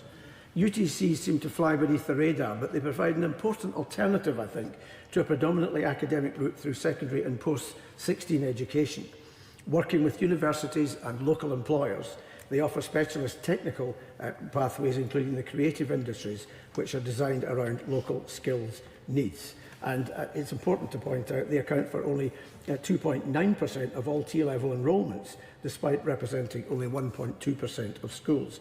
And I'd be interested to hear from my noble friend what role she believes UTCs can play in delivering both T-levels and V-levels, as well as courses in the creative subjects. In conclusion, my lords, I say to my noble friend, the government and the DFE simply must take account of what the creative sector is saying about the potential impact on that sector of the replacement of current level 3 qualifications with T-levels and V-levels. And if to paraphrase my noble friend Lord John, if it ain't broke, don't fix it. My Lords, as the last backbench speaker, I have to congratulate my noble friend Lady Keeley on having promoted a really interesting debate with which, on the whole, I found very, very little to disagree and very little extra to add. I should also congratulate my noble friend, the Minister, were she in her place. And I shan't take it at all personally that she left the chamber just before I stood up. But nonetheless, I'll keep talking in the hope that she'll catch some of it. My Lords, my professional career, I really won't take it personally. I look at my noble friend on the front bench at the moment, and I'm sure he will assure her of that. My professional career has been spent in the cultural sector, specifically in the performing arts, where much of my time over many years involved the finding, assessing and employing of performers and directors for theatre and musical productions. Unfortunately, it didn't include the talented child who went on to become my noble friend Lord Knight of Weymouth, but it did include, at a very early stage in his career, his friend Sam Mendes, whose incredible career now could not have been predicted at the time that we both knew him best. Just to make the point that you can't always see what's coming in this particular field. So, my Lords, I'm approaching this subject not from any expertise in the relative value of this qualification over that, but from extensive practical experience of what works for employers and employees in this complex area. My Lords, I've only got a couple of points I really want to reinforce that have been cogently outlined by a number of other speakers, but I think they will bear a little bit of emphasising. I'm instinctively disinclined to special pleading and exceptionalism, but I do believe that education and training for the creative industries is unusual, if not unique, as we have been hearing. And to make clear why understanding this is so important, I can do no better than quote from a recent edition of Further Education News, which was helpfully included in the library briefing. And I quote, "Creative industries education has never been about training for a single job role. It is about developing transferable, adaptive capabilities that allow learners to thrive across multiple sectors, careers, and economic shifts. Most creative professionals do not follow linear career paths. Instead, they build portfolio careers, combining freelance work, short-term contracts, cross-sector projects, and entrepreneurial ventures. This reality demands education that prioritizes flexibility, creative problem-solving, collaboration, communication, resilience, and self-direction, skills that are inherently transferable and increasingly valued across the entire economy. And my experience, my lords, that is the end of the quote, my experience entirely bears this out, including watching my own 2 children, both conservatoire-trained performers, both now well into mid-career, progress in exactly this way and arrive at quite different and unexpected places.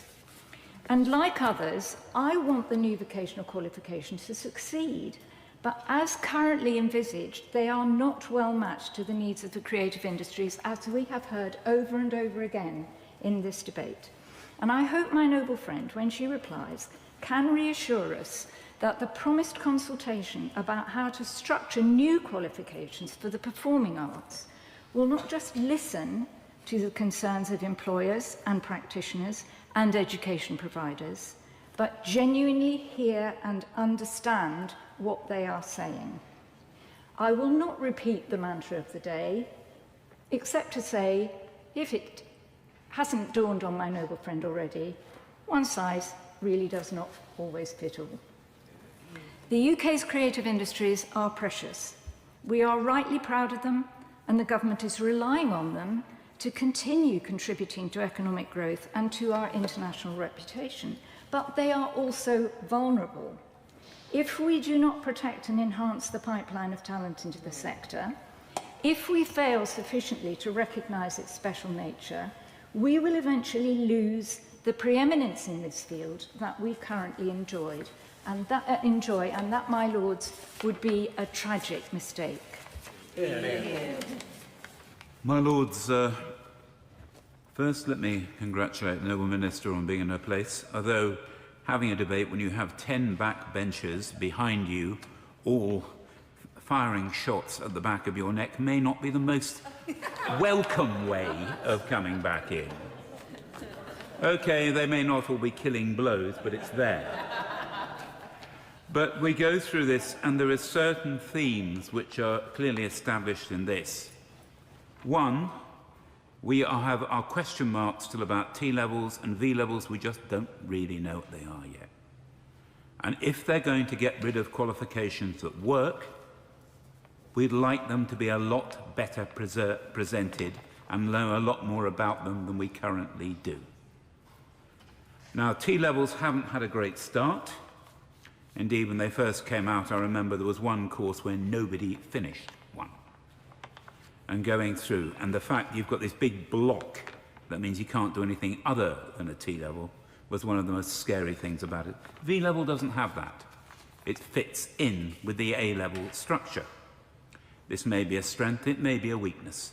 We don't quite know yet.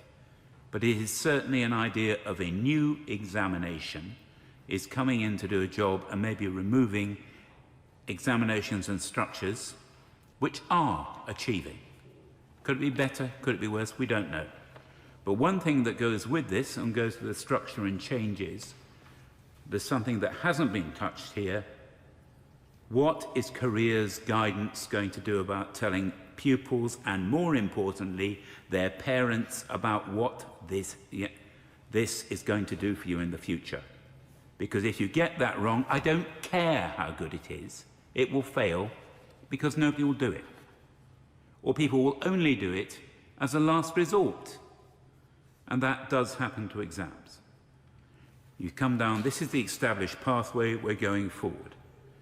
Now, GCSEs and A-levels are your absolute solid standard.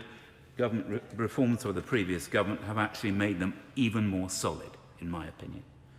What are we going to do with them? How do you fit into this structure?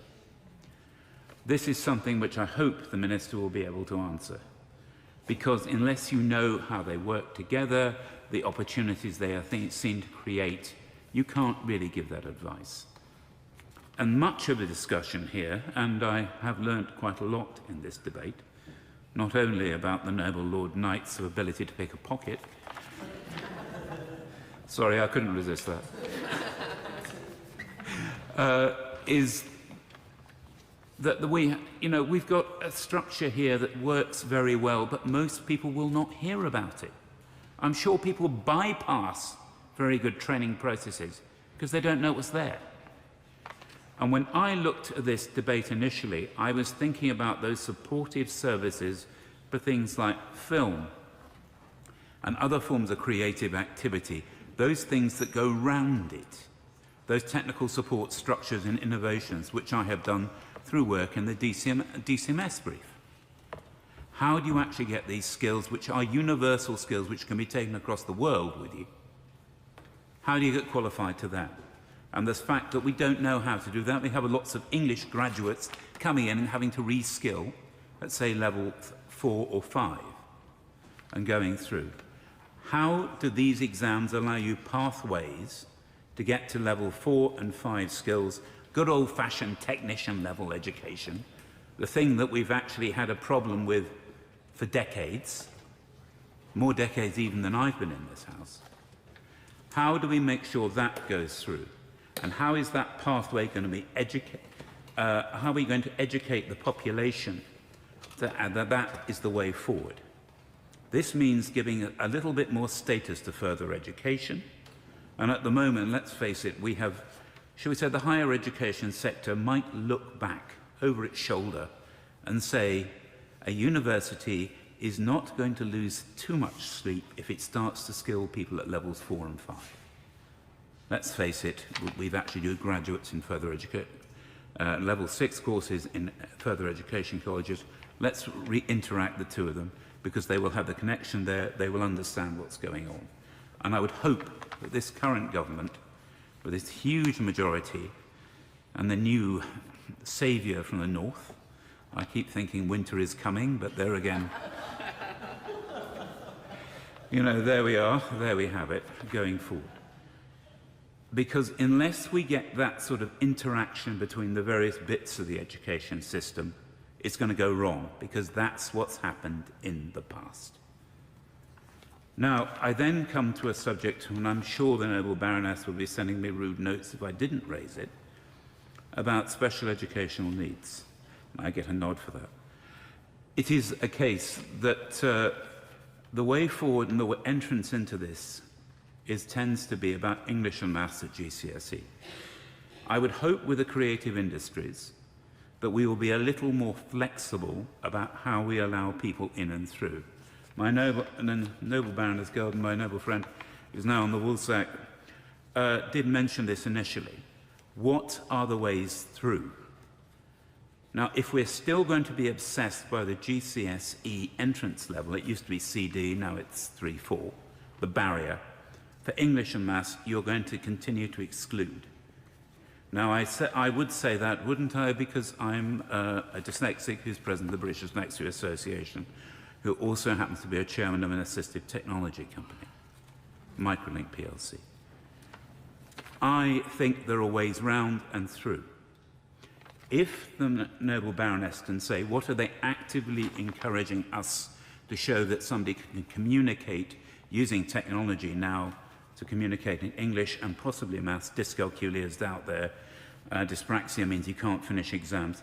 If in this sector that should be more flexible, that actually everybody has said should be more flexible, can't take the first step forward as saying, can you demonstrate that you can communicate or use this technology, not in the conventional exam situation, we are actually missing an opportunity. Let's make sure that we get people into something which is developing and growing, and we make sure we have a structure in which people can strive. Because if the performing arts is one thing, but those supporting it round the sides, those things that make sure the set is there, that the person who is helping the computer graphics work properly, the technical level, is there to support them. That is where the big figures for employment are. It's how you get those supported and through that will help. Now, at the end of this, I think what actually everybody has said to the government is, don't throw the baby out with the bathwater. One size, or even 2 or 3 sizes, won't fit everybody. And how are we going to get the best out of a sector that is growing, providing economic benefit for the rest of society, and indeed directly a more pleasant time It's a win-win if we get it working properly. But it requires one, knowledge of what the opportunities out there, and knowledge about how you get through. And then and the greater flexibility of approach to get people in here. And once you've done that, you can start to finish it off with a bit of status. And that status also comes with knowledge. It's an opportunity for this government and future governments to take, and I hope we will embrace it, because it might just make our lives more pleasant.